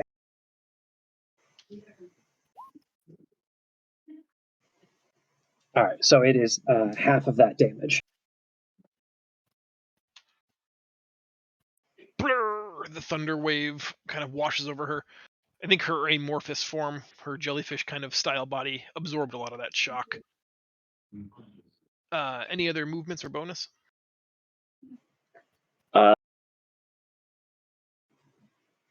Yeah. Zaz is going to start walking into the water after this thing. Okay. Just the slow, plodding, lightning god steps. I'm gonna hurt you.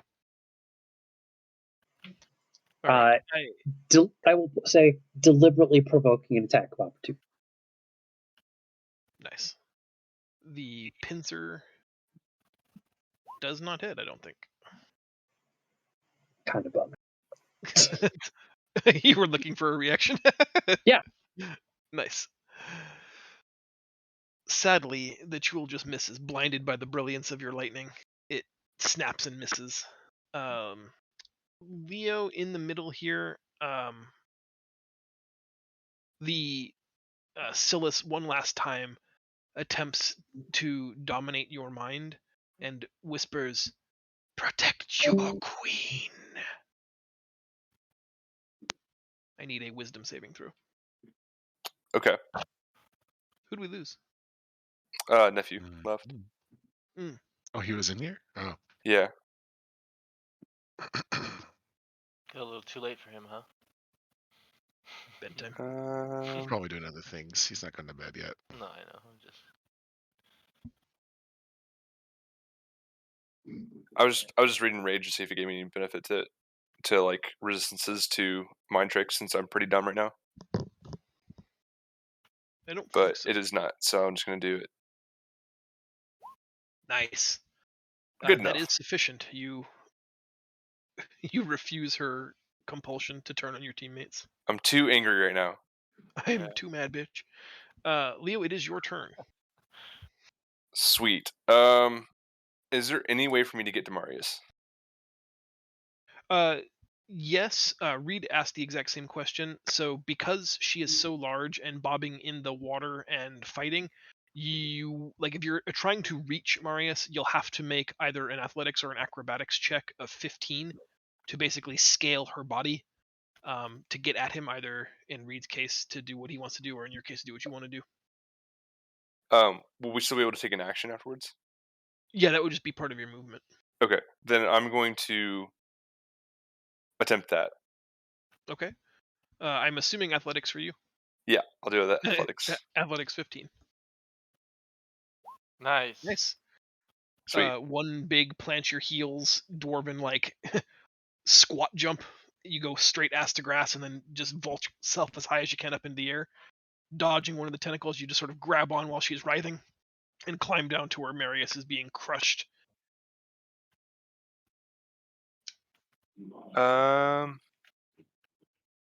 Can I stop raging? Is that a thing I can do?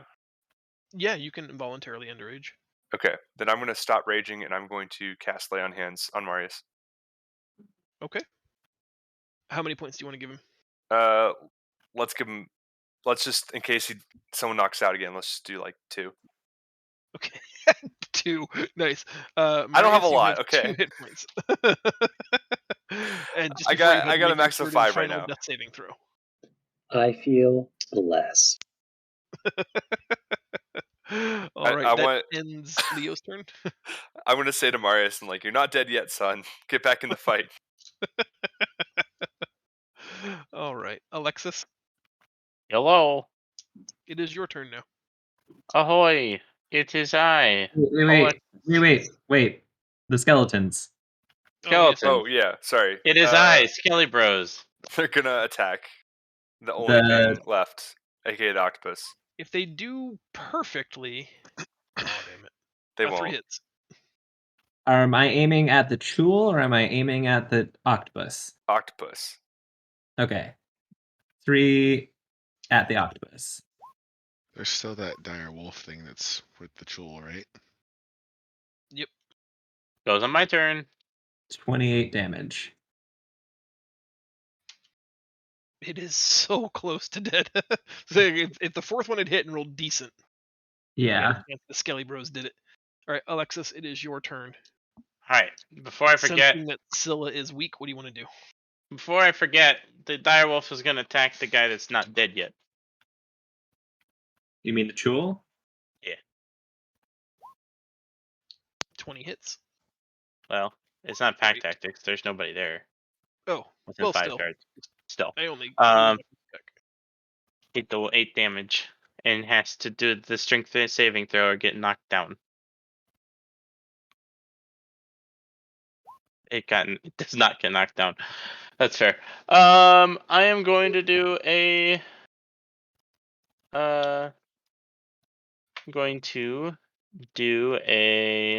quicken spell. And just do Ray of Frost from both my hands. Okay. So I'm gonna cast it twice. 1, 2, Both are hits. and boom, and boom. I think it's dead. It is dead. You channel both beams, rays of frost, left and right-handed, into the corpulent section of her like oversized head here, and you can watch as the ice slowly covers her whole frame, slowing her movements down until eventually her tentacles freeze. And as she tries to struggle to move them, they start to crack and fracture apart. And as you pour on the cold energy, she becomes an ice block until Leo's struggling to get off of the tentacles starts a chain reaction of shattering that leaves her into dozens and dozens of just bobbing ice cube chunks. Nice. As soon as she's dead, the Chul attempts to run away, jumping in the water to flee for its life. I'll kill it. Does the direwolf get an attack of opportunity? It does. It does. Come on, kill it. Come on. Kill it. One, Mr. This Direwolf. wolf better Kill kill it. Woo! Ooh. Oh. Woo! I don't know that kills Oh it. my god, Probably it not. does. It is exactly. Yeah. It did exactly 8 Yes! hit points. Oh my god. Direwolf just That dives is into the water funny. after it bites it on the spine. And then because it's a creature of ill omen. As soon as its target's dead, it's going to dissipate into aether. So as soon as it bites it into the water, it's going to go into the water, and the water darkens a little bit into like this purplish haze, and then just disappears into nothing. Beautiful. Nice. I like how we were told not to go in here, but we went in here anyways. We were told. We were I want to make advised. something very clear. We had to use the magic orb.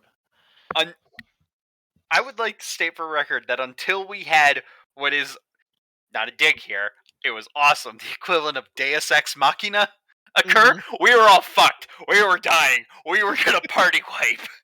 Yes. Yes, we were. I like how Try and I had the same idea at the same exact time, because like before I even like brought up the whole like praying to Valkyr, I was like, that's what I'm doing on my next turn. I'm just gonna go for like grass for anything. So I'm really happy you had the same idea. That's cool. Uh, So awesome. Before I know we've run long, and I'm very. We needed to make sure we got through this point. Kel, I need one last intelligence saving throw. Helming the Amardalon. Fuck. The death of Silas shakes the entire chamber, and for a moment you take your eye off the Amardalon just to peek and see if your team has won, or if that was their death knell. And you lose focus for just a quick second. Everyone at the exact same moment experiences a brilliant, blinding flash of blue light. And that's where we're going to end the session for tonight. Sweet. Oh, I'm tired. The question is, does Kate come back or not? Did I just try? Did I fuck up? You mean dead? We'll find out next week or 2 weeks. Ah! Yeah, 2 weeks. Don't play with my heart like that. October 15th. Love it. Are we good for October 15th? Yes, I am Heck tentative yeah. on that one. Yes. Oh, I see no reason why I shouldn't be. I am have tentative on that one too. some family coming in that day, and I don't know if I will be able to make it for the session. I will try to make it though. Okay. But it's a possibility that I will either not be able to make it or I'll be late. It was most important to me that we have everybody here for this session. If we have to be down 1 or 2 players, I think I'm in favor of just playing without those who can't make it. But if we're going to be short, 3 or more, then maybe we just punt. Let's take the week or a week and figure out what schedules look like. Use the Discord channel to coordinate, and if it looks like we're going to miss too many, then we may end up having to punt. I appreciate everybody making tonight a priority, though. I had fun. Okay. Me too. I need dinner. Yes. I appreciate I'm so you all sorry we too. ran long. I need sleep. Good night, Good night. people. I've gone sober. Holy shit. Goodbye. All right. Good night, everybody. Good night. Well Have a good done, night, Good guys. night. Awesome session.